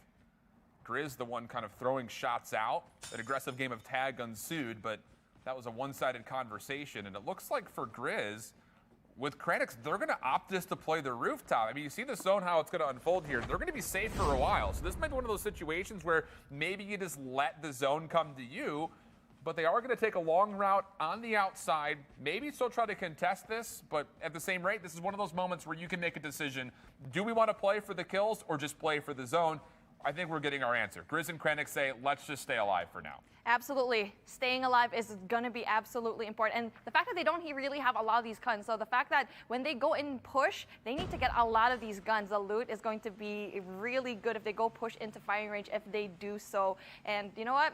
In train station, though, that is going to be a very difficult situation to be in. You have one squad here, squad 13, Norby already being not having a lot of loot. What I've been seeing here so far with the teams that we've been really just spectating, they don't have good loot here so far. Yeah, I mean, you have to feel like that's going to change as you continue to rotate into the zone. I mean, again, there is just so much real estate to play with when you only have 20 total teams. And so far, there's only been one kill. So this early game is really interesting. I think just comes down to, for the teams that are kind of out of the mix right now, if they find a decent drop loop, do you try to get aggressive immediately and try to catch somebody a bit off guard? At the moment, it looks like no one's really keen on fighting all that early, which I think is a fair assumption overall. But we go over, we take a look at a little bit of a battle in the kill feed. Sonho and Ferg finding themselves playing up against Jay. And, well, it's a one-for-one trade for now, and it will be one-for-one once more, as Sonho does get the finish versus Navalho. Ferg cleaning things up. But that is going to have to be, I think, a dog tag situation to bring back Sonho just to get them back to a full duo. Nova. Saturn's going to be right over there in that household, and Miney and Danu is not going to be able to go in there. Not quite sure if they know where Daga and Saturn's are going to be. So that's going to be very difficult if eventually they do go in for the push. They kind of just disappear right now, but they're just going to be very quiet. So that's a really good play to have, just because they've been losing their gunfights here so far, and they've been struggling. And yes, they've been in the middle of the pack, but they need to go get a lot of those kills here so far. An interesting spot to be in for the moment, but you see Benny does not actually have full armor. Vehicles just driving by. They're happy to let this happen, at least for now. Team 19, Dark Wizard, and Spiu are actually in train station right now as well. So a lot of action on the rotation here in the northeast side of the map, but it doesn't look like it's going to really unfold into too much. You still have Icestream and Trav, it looks like, just based on the minimap, that are nearby. So there's been some action in this area that has resulted in kills, because we've seen Icestream and Trav find a couple. Yeah, it's just Trav who's left. So this is a 1v2 situation, a little bit of a Mexican standoff happening at the moment. And it's not going to be that easy. Yeah, getting a lot of these kills gets rid of Kranix. Now that's going to be very hard. We already saw such an amazing game for them last time, but no. Grizz, though, with the response, gets rid of Yaya. So the trades are coming in. That's actually a full elimination as well on to Yaya and Alvaro, who had fallen earlier, I believe, to Kranix. Had Verdeath able to lock down Trav, who at one point in time was in that outside building just outside a train station. So yeah, these rotational moments are coming through. But here's this. Okay, so this is what we want to talk about. We talk about the chip upgrades, what it does, and you're seeing that early investment come through. What are we looking at here overall? Well, that's one thing that we've seen here so far, and the fact that you have to wait 10 seconds is so different, just because 10 seconds is going to be absolutely key for a team to go and swoop in and to just deny you of that chip upgrade. So with that into consideration, you need to tread carefully every time you go in for the upgrade. Make sure that your teammate is going to be in there for the defense, and try to see if there's someone going to try to push you. Also, a loadout drop nearby here. Allow them a chance to, again, just kind of keep building yourself up to a powerful spot when it comes to what you overall are able to bring to the mix. Oh, yeah, look at this. I mean, what do you want? I mean, you pick your poison, what you want. I got what you need here. So, I mean, these two are going to have to feel like with the chip upgrade that just came through, now the loadouts, there's no excuse. I mean, you should be in a position to be in one of the top three, you feel like, at this point. I feel like that was like a slot machine, and now that we're in Vegas, I feel like that was a lot. And the fact that you have that loadout, you are comfortable with it, you customize it yourself. So those are those purple hexes that we are really just seeing it now in the 3 weeks that we are introduced into this map. So the green hex, on the other hand, that's where you're going to be seeing the armor, the kinetic, and that's going to be that last bar you have on the side right there, the orange one that you really need to get. So apart from all of that, the gunfights and all, you need to position yourself well enough. You can see here, number one already, Ferg and Sonho already getting that 140 points. Grizz, on the other hand, they already have 91. So it's still very doable for them to take that #1 spot. Really, everybody listed number 3 all the way down to number 20 is hoping that Ferg and Zonho fall sooner rather than later, just to keep this tournament alive. Because if they find another 7-kill top 3 situation, they may put themselves a bit out of reach. Here we go, a little bit of Demolition Derby coming through. Jazz going to be able to ride the hood of the car, stay alive for a time, but Head for Death comes out, finds 1. Why not give him the 2nd? Quick reload, and eventually Benny will fall, so that's another wipe coming through. Our team that finished 2nd in lobby #1, looking solid so far with 3 total kills and a lot of loot now to pick up. They want to avenge themselves with that pretty bad round #2, and they've been doing well so far, positioning themselves really early, which they always did in round #1. And when they tried to go into the aggression into round #2, it didn't really work out for them. And they are going to be using this tar to really just go in there early enough. And we keep saying this, a lot of the times in this map, you don't have a lot of cover, and that's why the vehicle gameplays are going to be really key here. Head back over, we take a look at Inferno and Robbie, who are on the outside of this circle. A little bit of a situation at hand here as they find themselves in a gunfight with only a couple of seconds until this zone moves, and they are nowhere near where this next zone is going to be. So you've got to start hustling, and honestly, you better hope that you can hit some shots as you make this run, because this is a long way that you're going to be asking these two teams to rotate, regardless of what happens with this gunfight. And the gatekeeping is going to ensue here. It's going to be very difficult for Inferno to go and push in, knowing very well. You see there, the armor. He needs to go and replenish that. I'm not quite sure why he didn't really replenish it that early on. And you know what? That's going to be very difficult as the zone is going to be pushing in. The health slowly going down already. Inferno getting a lot of these shots as well. Only a little bit of armor left. And this team is still here by the look of it. There is at least this little 4x4 to get onto and help rotate in a bit sooner. I'm a little bit surprised that the squad that was right in front of them didn't go through. I've had that problem more times than I care to talk about, where it's like, I'm looking to drive, but it ends up being driving Miss Daisy, and I just get on the back, yeah. And finally, they get to go in there. Inferno just having just a little bit of good thing that they actually have the kinetic armor as well. Oh, look at that. Ferg getting rid of Miney already. That's my pick. So, you know what? At this point, I think I'm just going to be betting my money on Ferg. Blaze is right. But you know what? It's Vegas. Anything can happen as well. I still have hope for you, Miney. Oh, take a look at this here. We talk about construction site. Jim, Landy, they are surveying the property from the top ropes. And I mean, look, if this is a final zone that's on construction, they'll be in a great spot. And you also see they are fully armored up, so they've also been able to invest into what they bring into the mix. But you also see team number 3 is also here. That's Dams and Nebraska, I believe, who are right below them. Ooh. Obviously, the clanking going on. This will be heard, and it's just down to hoping you find good timing. Wow. Okay. I'm not quite sure if you guys were able to see what kind of operator they were able to get. So, Jim, they have a cluster strike. They are the spotters here. Not only do they have that high ground, anyone who comes near them, they can literally just have a rain of missiles to anyone that's going to be right below them. They have the eagle eye view. They got God's eyes here, where they get to see every single one of these teams that tries to push. And not only that, they even have the helicopter. Yeah, the helicopter is actually really key here, because we saw it earlier in round number 1, where Yaya, I believe it was just floating around on a helicopter trying to play for positioning. So if you find yourself in a sticky spot, you can bail immediately. And that's going to have to likely be the case, as construction site will largely be out of the picture. There is still this corner to play off of, and that looks like where Jim and Landy want to go. So safe for now, load out to pick up, but they're on the same floor as Team 3. So keep that in the back of your mind if that fight ends up ensuing. Take a tally on the rest of the map. You still got Team 14 on the way outside. That's Head for Death and Saxy. Looks like they're happy to loot for now. I have to imagine they have a vehicle to play off of. And everything else looks like it's just down to this scramble to get over towards where we initially started the map, over towards the 6-pack area. 10 teams still need to go in there for the push. 50 seconds left on the clock, and that's not going to be a lot of time to try to go and push in. So again, the spotter is going to be used, and there you go. They know where they are, but then iDams is going to be able to get rid of Landy. So that is one thing that I'm actually pretty surprised that they lost here. Jim's going to be the only person left for his team. So having the spotter as your final, that is not going to be good, because you can get damage from your own spotter. We'll see how things unfold. We saw Jim finesse a 1v2 in round 2 for quite a while.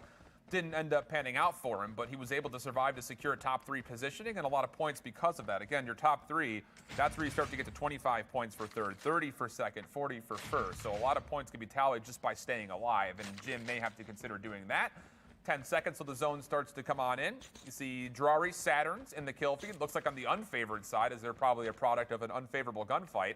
And that is indeed the case, and it's by the hands of none other than Ferg and Soho. They're keeping their kill tally high. As per usual, we keep seeing a bunch of duels against these two teams, and Saturn's always going to be at the very bad end of the stick. So if you're going to be Saturns, and if you always keep losing the gunfights with the same team, you need to do something differently. So speaking of something differently, Jim needs to find a way to go and push and really just get out of the situation quickly, knowing very well that he's going to lose this 2v1 situation. So they actually see the footprints right now. They know very well where Jim's going to be.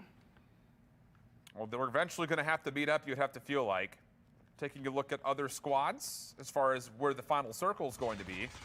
Team 16 looks like they're in a pretty solid spot. That is Ferg and Soho. And Jim eventually does get figured out just as the zone is about to push them out of construction site, at least the majority of it. So Jim tried to finesse, tried to maybe be a bit cheeky, but not quite able to get both the players down is the unfortunate part of the conversation. So over to Kranix and Grizz. Good game in the last game, finishing themselves off with a favorable position, and they find themselves just on the inside of the circle nearby. Inferno and Robbie, Team 4, rotating in. Team 4 is going to be in a very tricky spot as one team is going to greet them with a very wonderful hello. But if they're going to engage, that is going to be the question here. Kranix already having that one kill, only having the axe. So pretty surprised that he only has the axe and not really anything else. So if they are going to be able to maybe have an engagement, once he loses a lot of that ammo and needs to go in for the reload, he needs to switch out to another weapon. And the axe is not going to be able to go and help you. So even though that number 4 is going to be here gate kept, it's still very easy for them to maybe win this. But Grizz and Kranix, they're going to be a hard team to beat. Kranix. I believe he's seen this. Yeah, Grizz is in a position as well. They're starting to reposition, knowing that they've got an advantage here. Robbie on the other side of the tree. Kranix taking a couple of stray shots, nothing connecting. Bertha providing the only cover between them and the inevitable, it feels like. Smoke will come through. And then how about this? Wait a second. Who's this driving on in? Wouldn't you know it? It's Shark once again. More hijinks and hilarity from them, but they say, you guys can have fun with that. We're just going to drive on into the zone. And also on the rotation in team number 12, that's Narcs and Malkai that are on the way in. So third-party situation, Inferno's going to read this and say, uh-oh, we are in a really bad spot. We need to make a decision right now. You got to get into Big Bertha and just get out of there. Exactly. Go into the zone because nothing is going to happen good here. So we're not seeing that right now. We see here Grizz and Kranix still right there. I'm not quite sure if Team 12 actually knows where that squad is, but you know what? That's not really going to work out. It's a good thing that Inferno is going to be able to go and back out of the situation. Yes, the rotation going into the circle is going to be great for them. This is too free, honestly. This is showing up to an open house, and then the real estate agent is giving you the house for free. Because that shouldn't be allowed to happen. This is a third-party situation. They were in the worst spot. They were stuck between two squads, and all of a sudden, tables have turned, and it's actually Kranix and Grizz that find themselves stuck between two teams. Now, granted, they don't have to rotate too far, but one bad gunfight could completely take this lobby away from them. And we thought it was going to be chaos just because of the sure. three teams, right? But then it was a stalemate, surprisingly. So these teams very hesitant to go in for the engagements, playing too passively. But they are going to be able to go in there for the rotation early on. So a lot of drops already happening here. Oh, Gunshots already being taken right now. Team 4, the one that actually went in for the rotation. Inferno and Robbie, let's see what is going to happen. Yeah, too free indeed. I mean, this is what I'm talking about. You get to a spot here where you're the only team in zone, and you've got all of this free real estate just to watch teams rotating down into this gully. And Ferg is not just done yet. He's seen Inferno and Robbie behind this rock. The only player that could play spoiler is Neil. But I think they know that he's down here as well. Head for death, able to find Malkai. Saxy also dropping. And now Neil on the rotation. He's been figured out. Tries to take the gunfight down low. Soho not allowing him to do so. And we're down to our final two squads. It's Team 16 and Team 4. And the final zone will put us right out into the open. That is so hard to actually see. 4 squads left here in the mix, and Ferg already having 8. That is absolutely crazy. He just keeps getting better and better in terms of the kills. He has an average of 5 here so far, but you know what? Here, that 8, that is going to be the difference. And Kranix is going to be having a very hard time. Gets spotted, but the tree does save him just a little bit. Grizz is going to be, on the other hand, not going to be in a safe spot as well, as everyone's going to be rushing inside of the circle. We see here Ferg is going to be absolutely crazy with a gunfight. But they're not safe either. This damage is okay for now, but I didn't realize how close Grizz and Co. were to being in the zone. So yeah, they were tagged up. up, but technically speaking, they're in the best overall position. And trying to rotate to get in earlier is Inferno and Robbie than what we're seeing out of Soho and Ferg. Still a good position nonetheless. Top 3 going to be secured. Here comes the fight. Shot still tagging. Inferno now taken down low as he gets completely broken, but there's really nothing to happen as far as them actually being able to finish off these kills, and they're rotating long. The Psychosis is out. It's actually baiting out shots. Kranix and Grizz able to find one down under Robbie in the meantime. Oh, that was a very good play of the Psychosis and really going into the final circle and how open it's going to be. That's going to be absolutely key. Ferg, though, the War Machine was in play. You see here, MX9 already 9 for Ferg.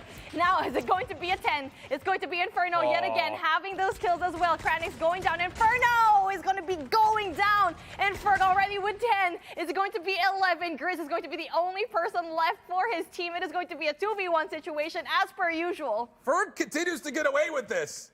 The third-party situation in the late circle continues to be in his favor. Grizz now coming through. Psychosis out one more time. Deployable cover down. Grizz stuck behind the loadout. No chance. And the second lobby win that we've seen comes by the way of Ferg and Soho, who avoid a third party and end up spoiling and raining on everybody else's parade. They may have just put this entire event out of reach.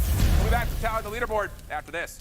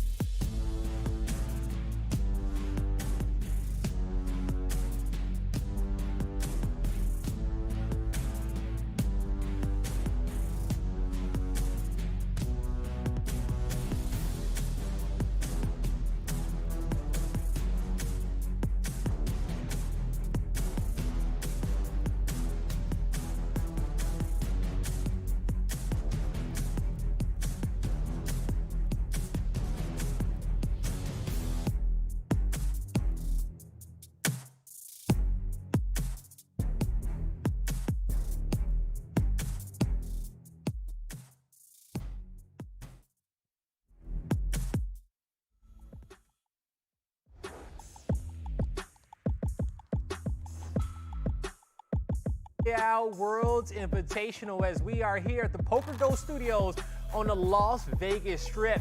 We got a chance to talk to our players and ask them what do they love about Call of Duty Mobile, and this is what they had to say. It's got to just be the freedom about how I'm able to play the game.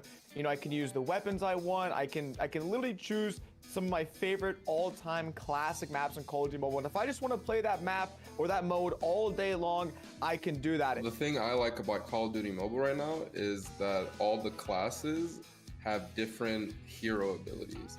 Like, I think that's really cool. And I like the fact that the perks upgrade the weapons, they make them feel different. And I love just how big the map is. It's really cool. It looks huge, it feels huge, and it's fun. My favourite thing about Call of Duty Mobile is being able to play in a ranked game mode against really good players and being able to pick my own loadouts, my own skins, and play against the best people in Europe. It's such a really easy access. Everyone with a phone can play. Plus, the game itself is really fast-paced. Call of Duty Mobile, I've never been bored since 2 years ago when I started. What I like most about Call of Duty Mobile is its accessibility. Since I'm always on my phone and I have it everywhere, I can play it whenever, wherever I go. The reason why I love Call of Duty Mobile is because it's like the best FPS game on mobile to this current day. Man, what I love about Call of Duty Mobile, hey, it's the global community because you guys are awesome, all right? Welcome back to the show. And man, you know, one thing that Sin was talking about in the video, Mommy, he mentioned a lot when it came down to classes, and we talked about having a medic class and how important that is to, you know, to have in this game mode. But, you know, we're playing in duos. Medic is one. What's another one that you want to have? Another one that you really want to have is a defender. We see very aggressive players have this because it can stop a car, it can stop a play, and if you really go close, it can stun your enemy where you can go in. We saw that the last time when Ferg actually went in against Grizz, pulled out the defender against him, and really, he was stunned. He couldn't do anything about it. For me, I mean, look, COD Mobile, it's the abilities, it's the flexibility, it's the accessibility. That's the thing that has been, I think, really cool about seeing this game from really its inception all the way to where we are now. You know, for the esports scene, we've got a collection of maps that date all the way back to BO2, even some MW2 maps that are in the mix. You get like, you know, not just the ability to play maps like Terminal and stuff like that, but the ability to kind of relive some of the nostalgic like heart keeps when it comes to COD Mobile and all of COD in its franchise is really awesome. So yeah, the abilities, I'll call it. And that's a great point, because when you think about COD esports, you know, just across the whole, rather if it's Warzone or the CDL, there are some restrictions there across the board, but we see very few restrictions here in mobile. We heard one of the players say in the video that they love it because they get to play whatever map they want, whatever loadout they want. They get to really experience the whole game. Mommy, you've been here since the beginning. As we head into the highlights, what's been one of your favorite moments? I really like the fact that we have the score streaks, we have the abilities, and like what you said, there are a lot of restrictions in the other Call of Duties, right? But you know what? It doesn't really matter here. That's why people like COD Mobile, because it's going to be very entertaining, and how you get to use all these abilities, when you're going to use up the timing, that is going to change your play and the meta that you're actually going to be seeing here. You find yourself, you know, again, as we get into the Battle Royale conversation of it, we're still kind of figuring out what is going to be the most valuable part of this format. Is it placements or is it kills? And Sonho and Ferg are saying, why not both? I mean, they are absolutely dominating the competition when it comes to total kills they found. Sure, their second lobby had a little bit of an outside placement, but that's 2 out of the 3 games that they've been able to win. They tallied 14 kills in that game. That's what they had in total going through the first 2 lobbies. So an extra 110 points. This is tough, man. They may have just put this event almost completely out of reach. Boy, they doubled up here in round number 3 when it came down to the kills. That's probably going to put them at 28 at the total across, and we'll see our overall results in just a bit. But, man, you know, Grizz and Hello Fran, a.k.a. Kranix, back-to-back second places from now. You know, granted, it feels good. You're in the top 2, but to be that close each and every time to get to first, I know it hurts, but a big portion of that, what played into a factor, is positioning there towards the late game. You know, we saw in that round number 3, Grizz and Kranix giving up some valuable position at certain points, but not even intentionally, probably just rotating a little bit too early, having that high ground and not coming down at the right time. Absolutely. We actually thought in that game that Ferg was rotating a little bit too late with Sonho as well. But they were able to actually win those gunfights and really apply that pressure. Even though, yes, they were pushing up into the hill, they were still winning those gunfights. And Grizz was just not aggressive enough to really apply that pressure to stop the push. It's one of those things where it's like that's now the second time that they've won the game, and it's been off the fact that they were the third partiers. Like, they were coming in to be the wedding crashers in those last 1v1s, when it very well could have been shoe on the opposite foot. But now you put 2 wins together and 28 total kills. I mean, really, you've got to look for Head for Death and Shoxy or Grizz and Kranix. They need to come in and have massive games to try to reduce that gap, because at the moment, I mean, 240 to 135, I just don't know if there's enough games left for anyone to make up that gap. I don't know if it is either. And the thing is that if you see Team 16 anywhere around the map, Ferg and Sonho, the other 19 teams in this lobby, they need to come to a consensus that, okay, we need to either play safe or everybody gang up on these guys, because it's a massive, almost 100-point lead. I think it is over 100 points. 100 points. Yeah, for them to be in that first place. Folks, we only have 2 rounds left in our Battle Royale Worlds Invitational. And when it comes down to the rest of the talent in the European region, now is the time to step it up if you're going to take down that dominant duo. But it is time to figure out if they can actually do it. We got 2 of the best that's been calling it all day. Show them some love in the chat. It's Shift and Mommy. Casters, take us away. I mean, here's the thing. You have to come out, drop hot, and take every fight that's in front of you. And honestly, if it's not Ferg and Sonho, you have to help somebody else who's found Ferg and Sonho. Because really, look, they put together a 110-point game. The gap right now is about 110. So you have to find a 10-plus kill game that's a win if you want to reduce that deficit, if you're sitting in the top 5. And again, you also have to hope that one of those early fights is against Ferg and Sonho that you can win. It's a lot to ask, but if there were to be a time to make up that deficit, you have to feel like it's this round right here before it gets too out of hand. Absolutely, it has to be now. You have 2 rounds left to make up whatever points. It's still very possible. We already saw in that one game, 100 points is possible, and 100 points is going to be the deficit from top 2 all the way to top 1. Granted, you need to shut down Ferg and Sonho just early on into the game.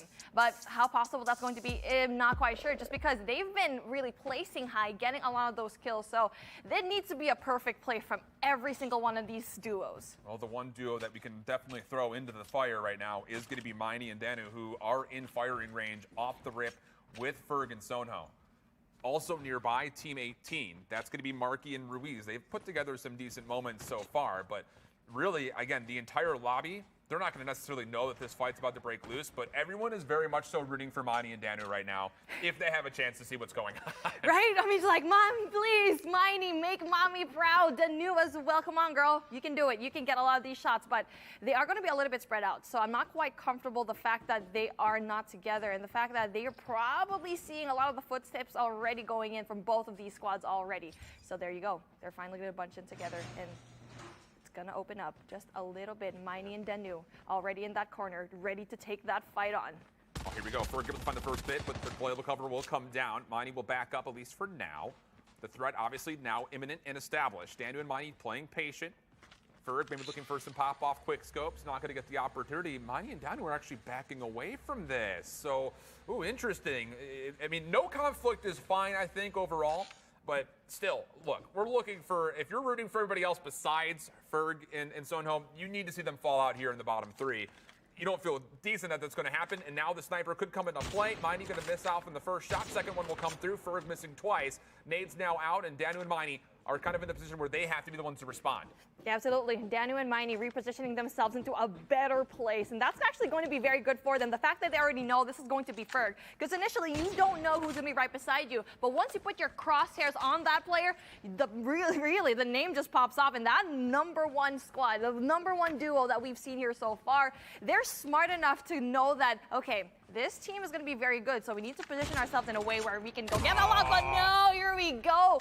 Ferg knocking out Danu. He really needs to go in for the pickup for the dog tag for Miney. I don't even know if it's an option. At this point, I mean, you could see the style that Ferg and Sonho are playing. They're not holding off at all. They're saying, look, you want to fight up against us. You're not going to run away. We'll run at you.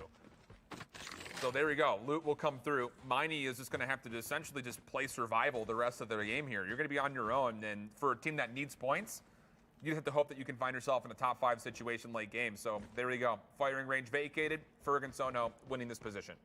You just gave 5 points right now to the top team, basically the team that didn't really need the points already. But let's take a look at Inferno right now and Vault Robbie. They've been in the middle of the pack here so far. And Inferno, they've been pretty impressive. But if they really want to go in there and get a lot of these kills, they need to make sure that they go in there for the game, into that early rotation into the last few circles. But granted, they've been winning a bunch of their gunfights, but they've been, like what I said, in the middle. So they need to step it up here. This is the type of round where you need to go in there, and yes, the slowdown is going to be happening right there. So you know what? Actually, that's going to be a very interesting thing. There's such an ability called the time turner where you can actually take your steps back.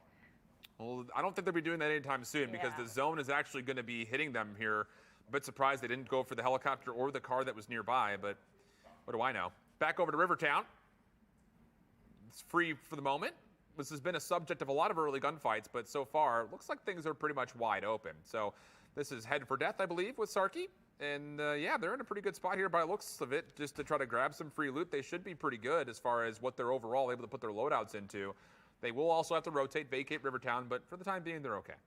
Head for Death has been doing such a great job. They are, actually, you know what? I'm not quite sure how far the points are going to be, but sitting comfortably at that 3rd spot. So they've been doing really good here so far. Saxy as well, getting a lot of these kills. So they're probably the squad and the duo that can actually go in to get a win. Yeah. Apart from Grizz, apart from Ferg, they are probably the 3rd team that can finally put an end into the tyranny that is Ferg. Well, Danu did get chased down. Ferg able to find the final kill that will fully eliminate their team. And my goodness, any kill that you see being tallied up for them is just bad news for the lobby. And at a certain point, and by the way, that certain point is now, I think you just have to try to find a squad that's willing to take faster gunfights, because at the moment, as far as pacing and tempo is concerned, there isn't anybody who's coming close to the play style that we've seen so far from Ferg and Sono.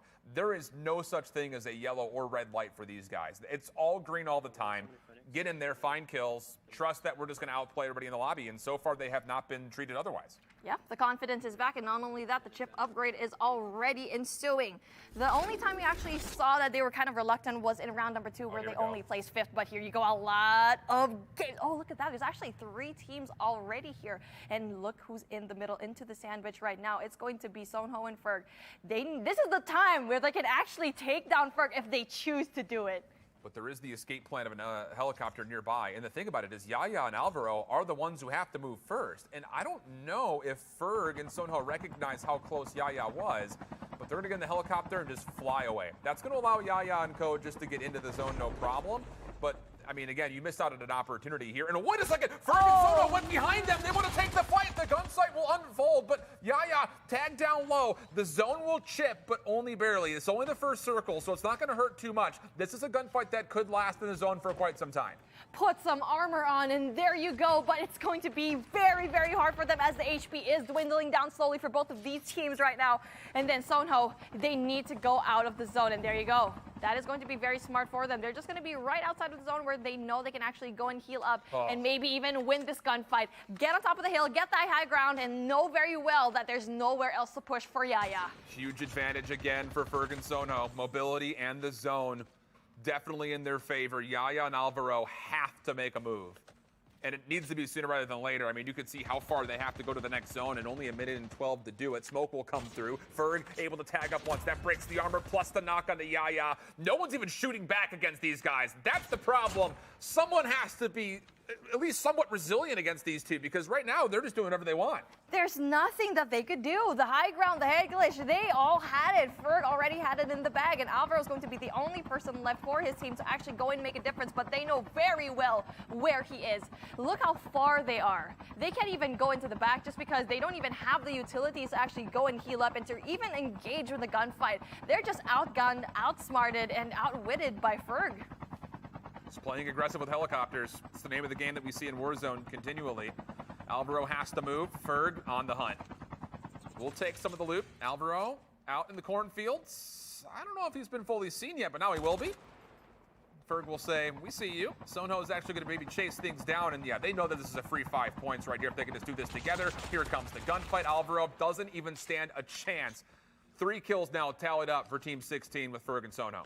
Beautiful pinch by Ferg and Soho. And that is the duo that we keep just talking about. There's a reason why we keep talking about them. Oh, forgets to actually go and ride the helicopter. That was a close one. But here we go. Neil been doing a really good job here so far. So they're going to be in a little bit of a pickle here just because of how far away they are from everyone else. So you can see here on the left side, Ferg and Soho already having 250 total points. Right below them is going to be Grizz. That's more than 100 points actually to their name. That is a very comfortable spot, and the fact that they're actually doing a really good job here. And you know what, let's take a look. Let's go back here. Neil going to be in a very tough spot because they need to go up in this cliff. Well, the thing about it is there's a drop that just came right on the outside of this ledge, and Angelica was a part of it with Jazz also in the mix. Jazz is by himself. Angelica fell trying to make the rotation, and it's Grizz and Kranix that are here. Ooh. Rolling up quickly's team 2. That's Jay and Navala. This is going to get really interesting because everyone seems like they want to play for this position. Right up top, smoke will come through. Jazz in the corner. He's been able to find Kranix for one. Gets the reload off, looking for the other, but the smoke becoming a bit of a deterrence, and no one seems to know where exactly one another are. The Psychosis will pop. Jazz will confirm the kill, and Kranix, the first victim so far in this battle. Beautiful play of the Psychotic. Oh my gosh, Jazz doing such an amazing job, even though the only person left for the team. Really having a good job here in Fennec in hand. Now that is going to be a very good gun close range. Now, we only have Grizz left here in the corner, knowing very well that he can use this advantage of being prone. Knowing very well it's going to be a 1v1 situation, but just as that, Neil and Cams can actually go in for the third party if they want to. Sharks and Norby going to be able to fly out. Spots Cams. Oh, that's going to be very difficult. And Neil is in a 1v2 right now. His teammate not nearby, and Norby will be able to confirm the down plus the kill. Yeah, you see Cams is on the way opposite side of this ridge line, so he wasn't even a part of this whatsoever. Of course, Norby's going to feel like, okay, wait, where is his teammate at? And they do have the advantage of using this helicopter if they so choose. And they are going to try to hunt this down, and I would say, why not?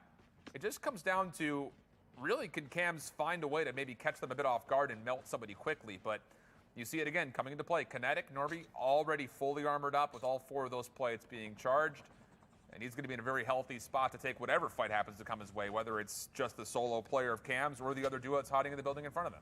That was just very unfortunate because they were just too far away to each other to just really give in and assist their teammates. So again, the zone is going to be closing in. 1 minute and 30 seconds left here on the clock, and no teams are actually already inside here. So everyone still needs to go in for the push, and Jazz versus Grizz. Now that is going to be a fight that I really want to see. I don't know if they're ever going to find each other. They're both just kind of holding corners at the moment. Although there it is. There's a couple of gunfights that come through. Grizz able to take Jazz a bit off guard. Finishes the kill, no problem. But Ferg, otherwise, over towards 6-pack, able to confirm one. Soho the other. And that's one full team wipe. There is a second team nearby, or I guess a third team nearby. That's Narcs and Malkide that are on the opposite side of these mansions. And again, the helicopter is, you feel like what's going to be continuing to play here for Ferg and Soho is they've already tallied up 5 total kills. That is just absolutely crazy, and it's just going to go up from there. And they're at F right now. They really know and love this spot so much. They know it very well. The fact that they keep actually just dropping off over here and having that confidence to go in for the push. But then here we go. Team 19 is going to be Dark Wizard Tilt and Spuke. That's going to be very hard for them just because the #1 team is right around the corner, really just trying to get a lot of these kills. They're wreaking havoc as to every single team. Yeah, exactly. It's free. But you know, they don't engage. Surprisingly, they go in there for the early rotation just because they have the advantage of going into that high ground. I mean, at this point, 5 total kills tally. There's no reason to put yourself in a risky spot. You're up 100+ points now. I mean, you finish top 3, and mathematically, you might just win the tournament. I mean, you're playing for $30,000 for first place, $15K per person. That is a life-changing amount of money. Not, I mean, it almost was probably going to feel marginal to Ferg & Co. because of how much they do already from the content side, but that is a lot of money to be playing for, and there's no reason to get too risky. This was the only lobby that could have maybe foiled their plans, and the fact that they've been able to tally up probably the most amount of kills we've had so far in Lobby 4, just get yourself into the top 3, and that might just win you the tournament at this point. And that's already a guaranteed, like 14 points already to your name. That's Yeah, exactly. 11 squads left here in the mix, 20 people left. And all we have to do, all we need to see is to find duos that can stop Ferg and Sonho. And this is the team that can actually do it. Grizz is actually able to win that gunfight against Jazz and was able to revive Kranix from the dead. Yeah, the thing is, honestly speaking, they have to win all of these kills as well. If they want to be in a position to maybe win this tournament and steal it away from Ferg and Sonho, they have to clean up. And actually, Marky has actually eliminated Ferg. Sonho does get the trade, but you know, it does weaken up that #1 team for now. Grizz and Kranix on the rotation, they found themselves a vehicle, and well, it's looking like we're playing Grand Theft Auto or I don't even know what, Gran Turismo at this point. There's cars all over the place. Into the bathrooms, there's another team that's actually occupied. I don't know if they saw that there's no vacancy here in these bathrooms. Yeah, that is just, oh, look at that. How many squads are going to be right on top of each other? And see here, there's going to be an absolute party here. They don't know which is going to be. All they have to do is stay quiet and here for that one little flush. Well, there's jokes to be made here. I just don't know which one to pick from. So we'll just stay with what we have right now. Mani does eventually fall. I will say, though, for being on the bad side of initial gunfight, Mani was able to carry at least 3 or 4 kills before eventually falling. So not bad overall to cover the round. But, man, we are going to get a beachfront final circle here. And by the look of it, Team 16 is Ferg. He's still up top. There is the potential where they could still hold a corner in construction and shoot down on these teams. That seems to be the case. They're kind of scoping things out from the first floor mezzanine. And my goodness, all these stamina players that happen to be occupying the bathrooms are just waiting for who's going to rotate first. And you can see here, Ferg has a really great spot as to where they want to go and push. And they only have a few seconds left, 30 seconds left here to push inside. And you can see that Team 13, Shark is actually in a very good position. And they should actually go up in that ridge and really just gatekeep everyone that tries to go and push in. There you go. Ferg is going to be going inside. No one is actually going to be in the circle quite yet, except for the fact that every single one of these players are getting in here. Ferg taking shots already. Shark already eliminated by the SKS. What?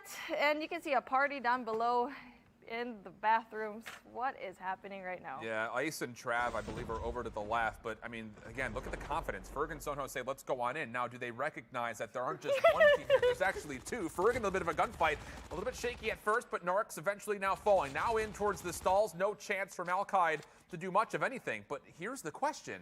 This actually may be beneficial to what Grizz and Kranix have up their sleeves, because Ferg and Sonho just think it's one team in there. They might not recognize the second.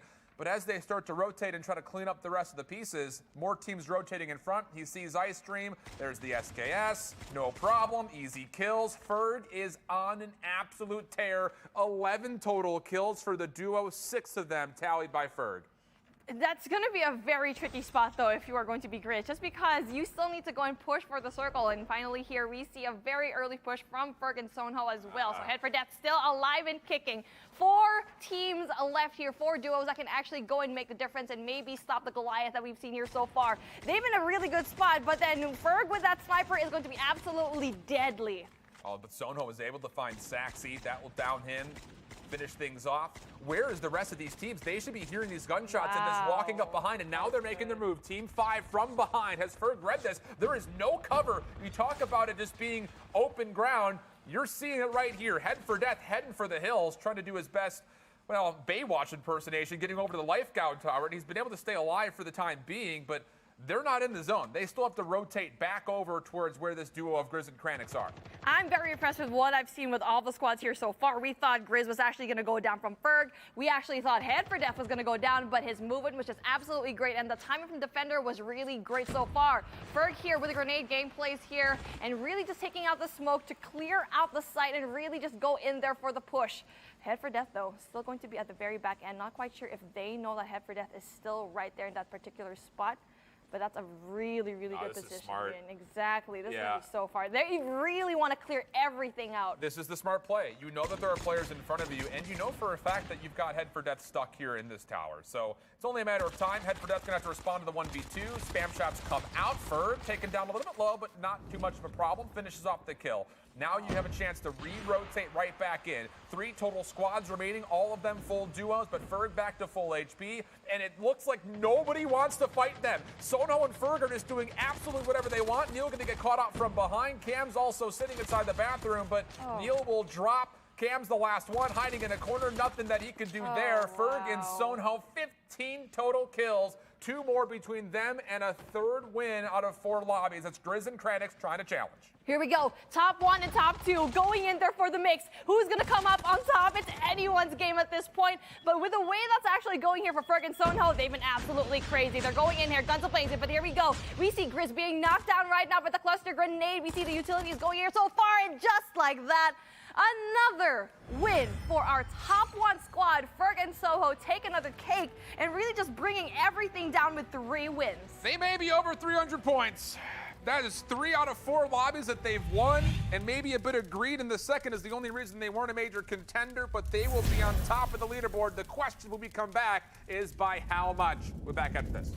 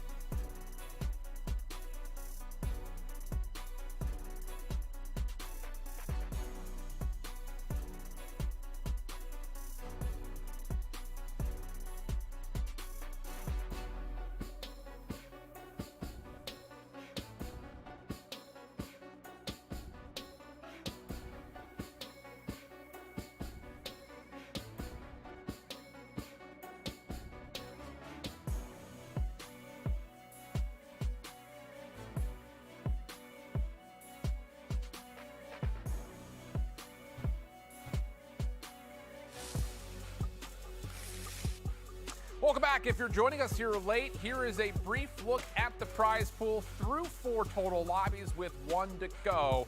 Obviously a heavy favorite for who very well may take home the lion's share, $30,000 for first, but still a lot of money to really play through here. I mean, 20 for second, 12 for third is no chump change to be sure.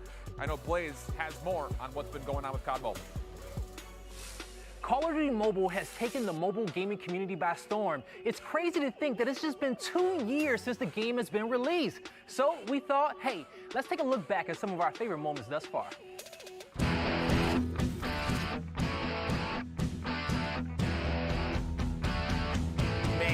our favorite moments throughout the Call of Duty 2 years. Oh, so many to talk about. I know. Honestly, for me, like as a player that I've been playing this game for 2 years already, I think probably one of the biggest turning points we had was Season 9 before the reset, where we actually introduced that very amazing gunsmith that changed the name of the game. Honestly, I don't even remember how games were played before that season. That's actually a huge shout. I mean, it's just the thing that I've really enjoyed after kind of being immersed inside the mobile scene is how much there is. I mean, you saw just at the beginning all the different seasons. The aesthetic changes from season to season are awesome, but the fact that the esports scene has become so global, the game in itself, 35 million downloads in the first week? Wow. Like, come on! It's like you said, it is global, it is worldwide, and it is that way for a reason. One of the best communities I've had a chance to be a part of. It's vast, it's continuing to grow, and at this day and age in 2021, who isn't a Call of Duty fan, okay? Bro, you put lo-fi in the mix, I'm there for You it. put lo-fi anywhere. That is my background music for life. That is my vibe for life, is lo-fi. That's true. On my deathbed, please just play lo-fi Call of Duty music, please. But honestly, what I've been seeing here so far, communities are being brought together, each region. I think this is the only mobile game that brought together an international scene. And when it comes down to international scene, as you guys saw there, the 5-week Call of Duty Masters League, and then going into stage 4, that's when me and Shiv kind of really came into our community. That's my favorite moment throughout our 2 years celebrating Call of Duty Mobile. It has been a joy, it has been a pleasure. And us today at the Battle Royale Worlds Invitational, throughout 4 rounds, we have saw nothing but excitement, but also we have saw straight dominance from Ferg and Sonho. And, you know, really one thing to talk about there that I'm seeing is honestly 3 letters, okay? SKS, bro. Dude. All right? Because when you think about the winning strategy for this duo, and we have to talk about it because when you guys see the leaderboard, they are so far in first place. I don't think in his last game anyone can touch him. Give him a check right now. But when you think about it, the key to the strategy, aggression number 1, shoot first number 2, okay? Because they're getting those first shots in and they're harassing these teams. They're rotating early. They're taking the power positions and no one can really stop them. Now look at the results. This is just game 4. Yeah, Aliana, I don't know. I'm not one to be too pessimistic, but for the rest of the lobby, there has not been a response from anybody on what Ferg and Sonho are doing. And I would say it's measured aggression overall, because the SKS obviously has been good at range for Ferg, but the helicopter plays, we saw that really impact what they were able to do in the map, not just in the last lobby, but also from the third. We have to be realistic. It's not pessimism, no. But the fact of the matter is, a lot of these duos really need to catch up. And at this point, it's getting just quite impossible for them to actually go in, especially once we do get to see the end result of how everything is going to be going in. But the highlights are going to speak for itself just because of how dominant we've seen here. And Ferg and Sonho, they just check each other out. They fit so well as a duo. They are. And, you know, one thing that you're going to also see is that even though they're rocking an SKS, if they get caught out in the open, they got barricade, they got smokes. Yeah. They know how to change the pace of the fight and get that first shot off. This is the first shot, initial damage. How can you guard against this? You know, when you know, they are just so accurate with these weapons. My favorite moment, I don't know if we already saw it in the highlight package, but was the first bathroom fight. Because, you know, they clear one team out, and now you got Grizz and Narcs up here, you know, gentleman's agreement. Hey, bro, you know, we're squad mates. Don't touch me. We're going to both just sit here towards the late game. And Grizz did not even want to come out and kill Ferg and Sonho after he took out his actual teammate in Narcs. Shoot back! Shoot back! Somebody has that to would have shoot been a back, great man. third party. Dude, look at, I mean, what? 365 to 181, they're almost completely doubled up on the next closest squad. 45 total kills, the next closest is 15? Insane. Hello? Absolutely insane. That is what dominance looks like in the competitive world, man. One duo just so far in front of the rest, and you got to ask yourself, how can you stop them? Well, there's really no way for all of these teams to really just go overtake that #1 spot because look at that, It ain't that many kills in the 45 lobby. exactly. You get 19 kills in the Absolutely. lobby. You get 40 for first. You know, at maximum, you can come out with 135 points. Look, here's the thing. Ferg and Sonho have won this tournament. However, look below them. Second, third, fourth, fifth, all within 70 points of one another. And you don't even need to throw out that further down because 7th place, hey, at 91, you're still in the running for some major points. So there is a lot of money that is still on the table here for 2nd, 3rd, and 4th. And that battle is tight. So, you know, for Ferg and Sono, they're cruising. They could have a celebrity, you know, They lap really here. can. So, like, I will say that, you know, they're not guaranteed first just yet mathematically, okay? They could get fried off the first fight. Needs to happen. But whoever fries them needs to be one of those top 2 teams, and they need to kill their entire lobby right after that. But as you pointed out, the placings right below that one, they are close, okay? There is still a lot of money to be moved around. Folks, we guys hope you are having a fantastic time at home. We're heading into round number 5. And if you guys love what you're watching with Call of Duty Mobile, make sure you go down to the description, download the game, join the fun, and maybe we'll be casting you on the next Worlds Battle Royale Invitational. But as we head into our final lobby of the day, casters, take it away. Yeah, you hit it on the head there. It is just of the day, keep in mind. So if you're not already subscribed to the YouTube channel, do that. Ring the notification bell because we're back tomorrow for North America, and there are some big-name Warzone players that are going to be giving mobile a try. That will be fun to watch. But back on into the mix, you see where exactly the plane will land, and it looks like Ferg and Sonho this time will not be contested at firing range. It looks like Mighty and Co. have learned their lesson and said, all right, you guys can have that. We'll go find somewhere else to leave. Mighty and Daniel really just learned their lesson in dropping and picking up the fight, the wrong team to actually go and do that. Here, Kike actually going to be getting a lot of big shots right now. That is Team 20. So Kike and Revo, they've been doing an okay job. Again, they're going to be in the middle of the pack. And speaking of a team that can actually make a difference, keep the #2 spot and possibly even get the #1 if everything goes right? Yeah. Grizz and Kranix, they need to do the impossible and pull out 100+ points. Honestly, the way that I think if you're playing for first tier for Kranix and Grizz, you have to split up with a vehicle and just solo team wipe squads. Because you have to find 20 probably plus kills plus a win if you want to have a chance. I mean, you have to find 160 points? It's a lot to ask because that's 40 for first, and then you have to find another 120 from kills. I'm not good enough. I mean, caster math, we never do math on stream, but that's a lot of kills that you're going to need. I'll say that much for sure. So what we're getting at here is it's going to be very difficult to take these guys out of the picture. But one of the things we got to keep in mind is that there are a lot of teams fighting for second, which currently is being held by Grizz and Kranix. Oh no, that's going to be so unfortunate. We see here the 3rd placer that we have, Head for Death, is going to be going down. One more person left for him to actually go and make a difference. Saxy is going to be the only person left, but a very great start from Inferno, really just getting a lot of the points already. The rhythm is going to be on their end, and the songs are going to be heard. Saxy, 1 kill already for him, needs to go in for the pickup, but only just needs to worry about one more person, which is going to be Robbie. Yeah, this is a 1-for-1 trade situation here in Rivertown with the only 2 teams that look like they're actually occupying this center portion of the zone. So for Saxy, you've kind of missed out on the opportunity here to maybe go back for Head for Death's tag because you're so far away from the stretch. It looks like, just based on the fact the tag had been picked up, that Robbie will be able to get Inferno possibly back. So this is actually a little bit of a delay. You see that in the kill feed right there, but we're seeing this from Ferg's perspective as far as what they want to do. They've safely looted up everything in firing range, and now it's time to get those upgrades and then go back to just dominating the lobby. Dominating the lobby is what they shouldn't be doing, and the squads and the duos that actually keep going in their way need to go and stop the train wreck that is happening right now. They just keep on running over every single person that they go and encounter.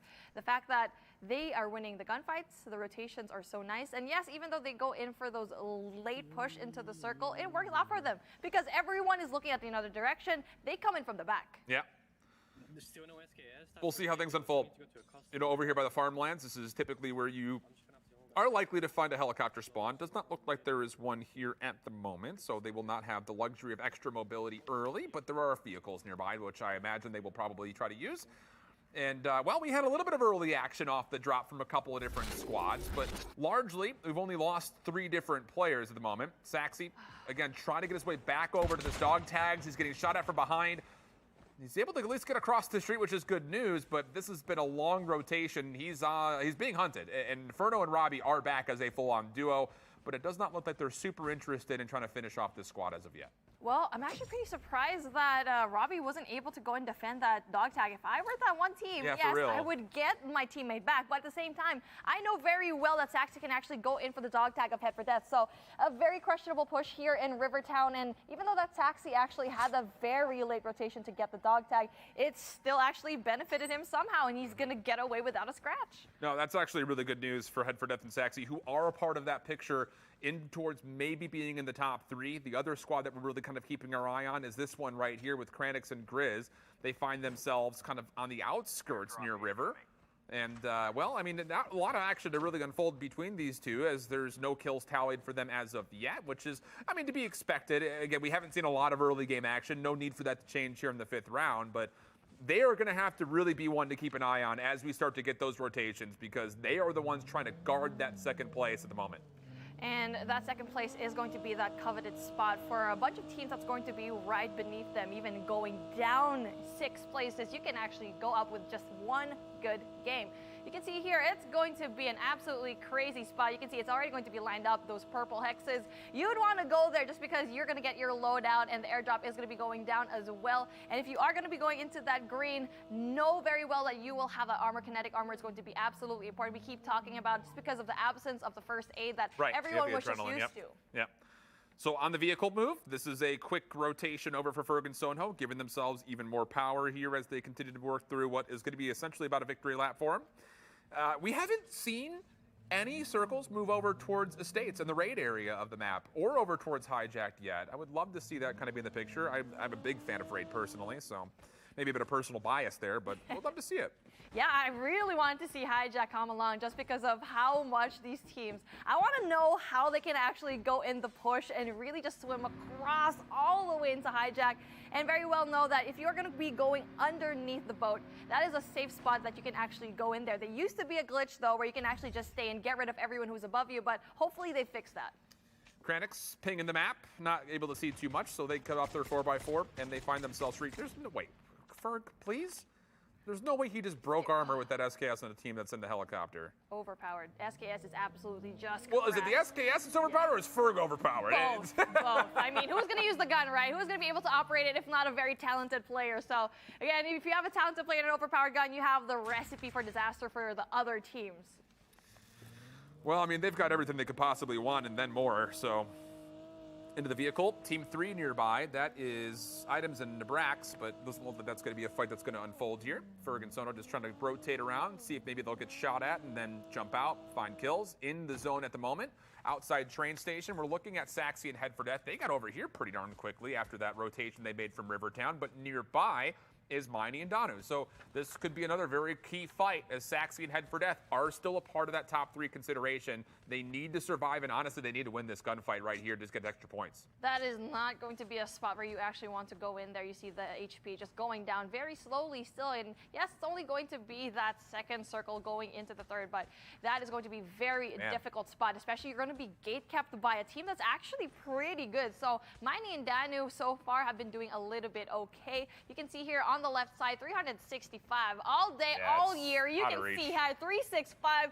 Ferg and Sonho just absolutely killing it here in the game. But the thing about it is you have to keep in mind that Ferg and Sonho have found 110-point games, which means that technically speaking, as you look down the list to where our 2nd place squad is, really anybody that has a 9 next to the name, Narcs and up, still have a potential to finish in some big money. So that's really, I think, where the conversation really lands for this 5th lobby overall is, who's going to be able to crack into that top 3, and it might be on the backside of one of those teams in 9th that just has a big game here in the final map. That's true. And another team that actually goes in there and has a chance to go in there for the top 1 spot, Head for Death I am really just amazed with what he's been doing here so far. And yes, even though they always keep getting the very bad end of the stick at the very end late game, they always pull through into that balance where they get kills and they get position points, but they keep going in there for early rotations, but at the same time, you need to get kills as well. And we keep seeing here for Ferg, they get kills in the late rotation, but it works out for them. Oh, here we go. Zone is going to actually force this gunfight, it looks like, on rotation. Chip upgrade will be in play. Saxseed has to rotate through. There's a bike nearby, but he doesn't seem to want that. Head for Death will also grab the upgrade, and now they jump on board and try to rotate in. Will there be any griefing here from... Nope, Miney and Danu, nope, they're going to go opposite direction. I don't know if they recognized how close they were to that squad, but regardless, there'll be no conflict, at least at this time. That was a really good call, and the fact that the positioning was on their head already is going to be very smart. It's a good thing they actually had that motorcycle for that defense and really just go away very safely. Now, I'm really worried about Miney just because of how far they are going to have that advantage of going into that circle. So, again, we're going to be taking a look at our favorite right now. Ferg seems to be like the cameraman's favorite, but you can see here 0 kills for them, but just like that. Okay, I just jinxed it. Caster curse. There you go. Narcs goes down. Typical, Jay. Nice try. Sono says maybe not that nice of a try. Throwing a little bit extra, but kill feed. Keep that in mind. Inferno. Ooh. Whoa! What? Wait! Ferg! Some dancing. I mean, Didn't realize the hips were that loosey-goosey, baby. Damn, Ferg. Them hips don't lie. And, no, they don't. No, they absolutely do not. And Saxy as well, really good duo. And I'm pretty surprised with how well Saxy's been playing. And we keep saying that if a person, let's say in the event that Ferg goes down and Sax is going to be the only person left, he can actually do well on his own. Unlike in the other duos here, where I'm pretty on the fence if the main Call of Duty player goes out, I would be really concerned for that one other team that actually goes and survives. Well, top side of the zone, we'll see construction site harboring 3 different squads, although I believe Team 6 is just down to 1. That's Jim and Landy, and it's just Jim that's left alive at the moment. So looks like Landy has fallen. Meanwhile, though, in the kill feed, Kranix popped up for a moment. Grizz also getting involved, but small replay as this was that typical energy from Jay. But yeah, a lot of extra there coming out. And then how about it? Hit him with the one time here, Ferg. Hit him with it. There you go. Bang. The replay. Give me that. Oh, hey, girl. My hips don't lie. That was like a combination of like the Carlton as done by Fergie. Yeah. Yes. F-E-R-G-I-E Fergie. Exactly. Let's go. The spelling queen of the Black Eyed Peas. Apparently, I can spell really well, but when it comes to the numbers, I just fail in that portion. But you know what? Look at these 3 teams that are going to be right on top of one another, and it's going to absolutely be crazy. We got here Saxy and Head for Death doing a little bit good here so far. We see that Head for Death actually went around, got a second chance in life. Sono was able to finish off another elimination just before you see the quick blazing through. I believe that's Narcs who was in that vehicle that just ran on by. Yeah, sure. It actually looks like both of them are actually part of that. So it's Narcs with his teammate. Malkaid's still in the picture. They are in the hunt, again, for maybe trying to steal away that second place position. And honestly, I mean, yeah, 4 total kills here for Ferg and Sono, but compared to their last 2 lobbies, they've actually been quiet, which feels weird to say. Well, they're comfortable, and that's why they can play passively as they want. So right now, it's the positioning gameplay that they're just really worried about. So that is actually pretty passive already, and that's already a good day for a bunch of these squads. So they keep going back to the same place over and over. It's going to be that APAC that they really want to have, aka Shift's house. So they're just going to be chilling over here. They'll be fine. They're in the middle of the circle. This is going to feel very familiar to the 3rd lobby, which they were able to win. This is the exact position that they held. Will the circle be the same as obviously going to determine if that's going to be a copy-paste of what we saw from the 3rd lobby overall. But back up to the rooftops. Malkaid Narcs in the next building. And, oh boy, Ferg, yeah, he's going to see Narcs here, no problem. And he's seen Malkaid. So that information is not mutual, by the way. This is free for Ferg. Malkaid checking the weather, gets taken down, and that will be a free kill. 4 now tallied for Ferg again. They need to be aware of their surroundings. I'm pretty sure by that part, you could already see all of the footsteps. And by that time, if you are going to be in that 3rd person point of view, you can actually get to see who's going to be on top. And there you go, Narcs already eliminated out of the mix. And there you go, once again, Fergalicious gets another one. Saxy, Head for Death. Quick to rotate on the slow side of the circle nearby. And they're going to see very quickly that Team 3 is Items and Nebrax, who are right around the corner. Kranix, this is a familiar spot. They were here just last lobby. Still doing their janitorial services in the bathrooms. But Kranix is going to see, obviously, the threat of the helicopter overhead. Not taking any shots. Now back over to Sexy. They're staying in the zone here. This is risky. At a certain point, you've got to take the shots, and Sexy will wait for the operator to get through and safely rotate, or so he thinks. But you're on the low ground, immediately below this other squad. Team 3 is in a position where if they can get this read, Sexy and Head for Death are going to be in some trouble.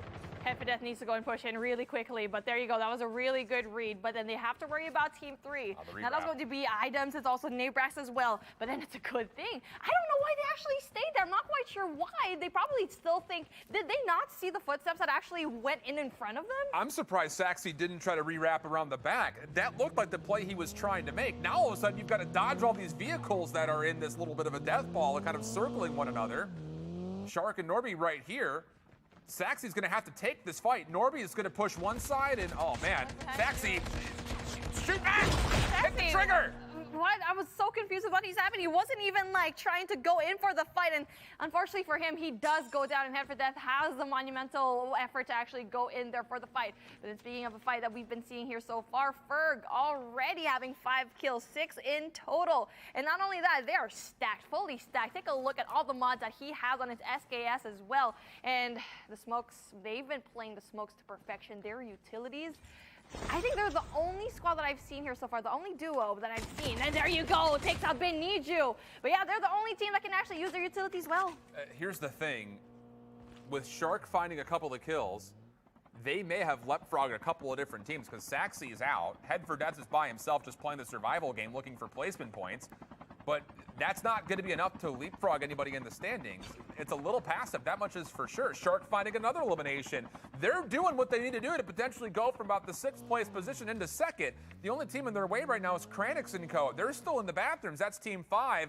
Grizz and Kranix are going to have to rotate from that spot, and they're on the way. But for Shark and Co., they've done what they need to do if they want to try to get up into some more prize pool. Shark has been so impressive here so far. And also for the side of Head for Death, he needs to play a little bit more passive because he's the only person left for his team. So he needs to just chill out, play for placement points, and if the opportunity comes, maybe get the kills and try to go in for the vulture and really just get all the teams that are also left all alone. So it's a good thing that he decides to go in there for the push all by himself, knowing very well that's going to be no one right beside him. Team 10 driving behind, that's Yaya and Alvaro, who have really not been doing too much this tournament. A couple of decent moments for them, but they're driving around playing for placement. Ferg, Sonho still getting aggressive. Team right underneath them. It's Team 8, Mani and Danu.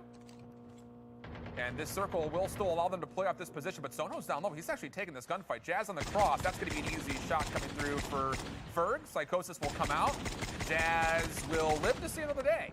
And Head for Death in the same moment. You want to talk about being able to lead some kills. He's able to secure one.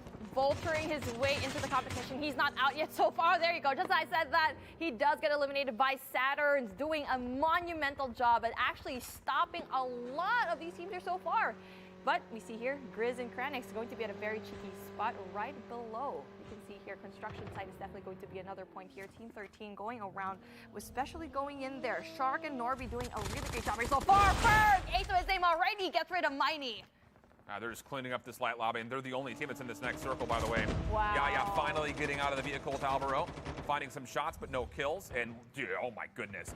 Ferg and Sonho are about to be looking at a shooting gallery. They're on the high ground in the zone. Nobody else is. And this is not what you want to see. Yaya's going to very quickly realize the imminent threat from above and then have to dive away, but there's nowhere to go. Wow. Ferg and Sonho in an absolutely immaculate position. And it really is going to be detrimental to anyone who's trying to pick up spaces because now Shark has also fallen. The gatekeepers that are Unreal. Ferg and Soho just absolutely grazing every single one that tries to go near them. And you see the push, it needs to come in here from Grizz.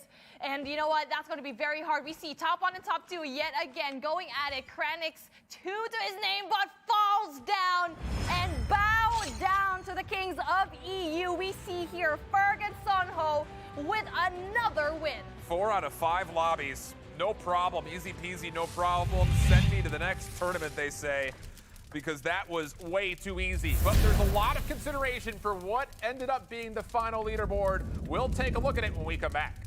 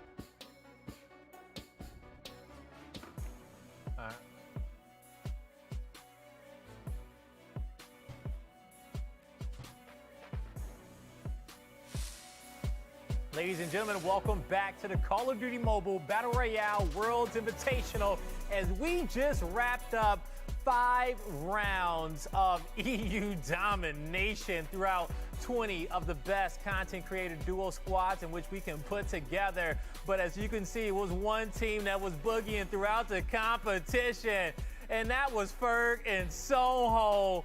Woo, what a performance. Indeed, that performance was absolutely crazy. The domination that we actually got to saw. 4 out of 5 matches they won, and we thought at the very end those teams can actually go and pick up a lot of those points, but no. When everyone had straights, everyone had flushes, Ferg and Soho had a royal flush. They really did have a royal flush there. Schiff, you was calling in the action, and man, there was so much that you saw there throughout that round number 5, and we almost saw, you know, a team, you know, move up in the placings. I think it was Grizz and them to try to move up there towards the end, but that late game circle, man, it was still 6 free kills for Ferg and them at the end. I mean, we might have to make a call at someone at Activision Blizzard to start calling this the Ferg Invitational, because that was, I mean, as free as it gets. Now, you might need one. I'll say this much. The teams that were fighting for the top 5, they were all a part of the picture by that late circle. So how many total kills were tallied and what final positions did they get, that could determine who maybe sneaks into second place. Because Grizz and Kranix, they do get the 45 points, but there are a handful of other teams that were at 37 plus, and a lot of those were our teams that were sitting in that top 5. So a mix-up for what happens between 2nd and 5th could be in the cards. Like Grizz and Kranix, you're going to have Shark and Norby. You know, Jim was in there too as well. You know, who's standing out to you, Mommy, when it came down to round 5 performances that they had to perform? Shark and Norby definitely just went out of the park. That was so good, actually. They were flushing out every single one. They're probably one of the highest fraggers teams that we actually got to see here in this round. So apart from that, 11 kills from Ferg and 5 from Shark. All right, man. Folks, that was the round 5 leaderboard that you just saw. But now it's the moment that we've actually been waiting for.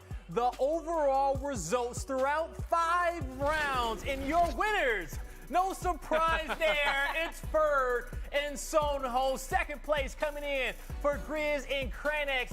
And in third, you will have Head for Death and Saxy. It's close, though. I mean, Shark and Norby, we said they needed to have a good game. They popped up. I think they were sitting in 9th. They finished 4th, and they were only 13 points behind, which is just 2 kills and maybe 1 extra placement. So they were so close to getting into that top 3. A heck of a final effort. And then, of course, you've got 5th and 6th. Inferno and Robbie, Jim and Landy. Good performance there throughout. I mean, considering that you had to try to battle up against Ferg and Soho, which no one was able to do today. Nobody was able to do that today, right? It was just a massive congratulations for them because they were the most dominant team in our tournament, and they're walking away with $30,000 to celebrate the Call of Duty Mobile 2-year anniversary. Congrats. Ferg, Soho, you guys, whew, they can't mess with you. No. The best of the best. Give them a slice of that cake. I've never got shot with confetti in my life, and I am so happy. Now you see what I got. You had a good time, from yesterday. right? I'm telling you. This is what you did. This is what you went it was through. awesome. Also, I had no idea that was happening. That scared the daylights out of me. Oh, man, folks, what an awesome time that we had here today at the Call of Duty Mobile 2-year anniversary show. Man, it was awesome. We hope that you guys had a fantastic time with us as we got a chance to watch some of the best put on a fantastic show for us. But that's going to do it for us at the Poker Go Studios here in Las Vegas. We'll be back tomorrow at 2 p.m. Pacific Standard Time to be able to come to you with the North American broadcast. We'll see you guys then.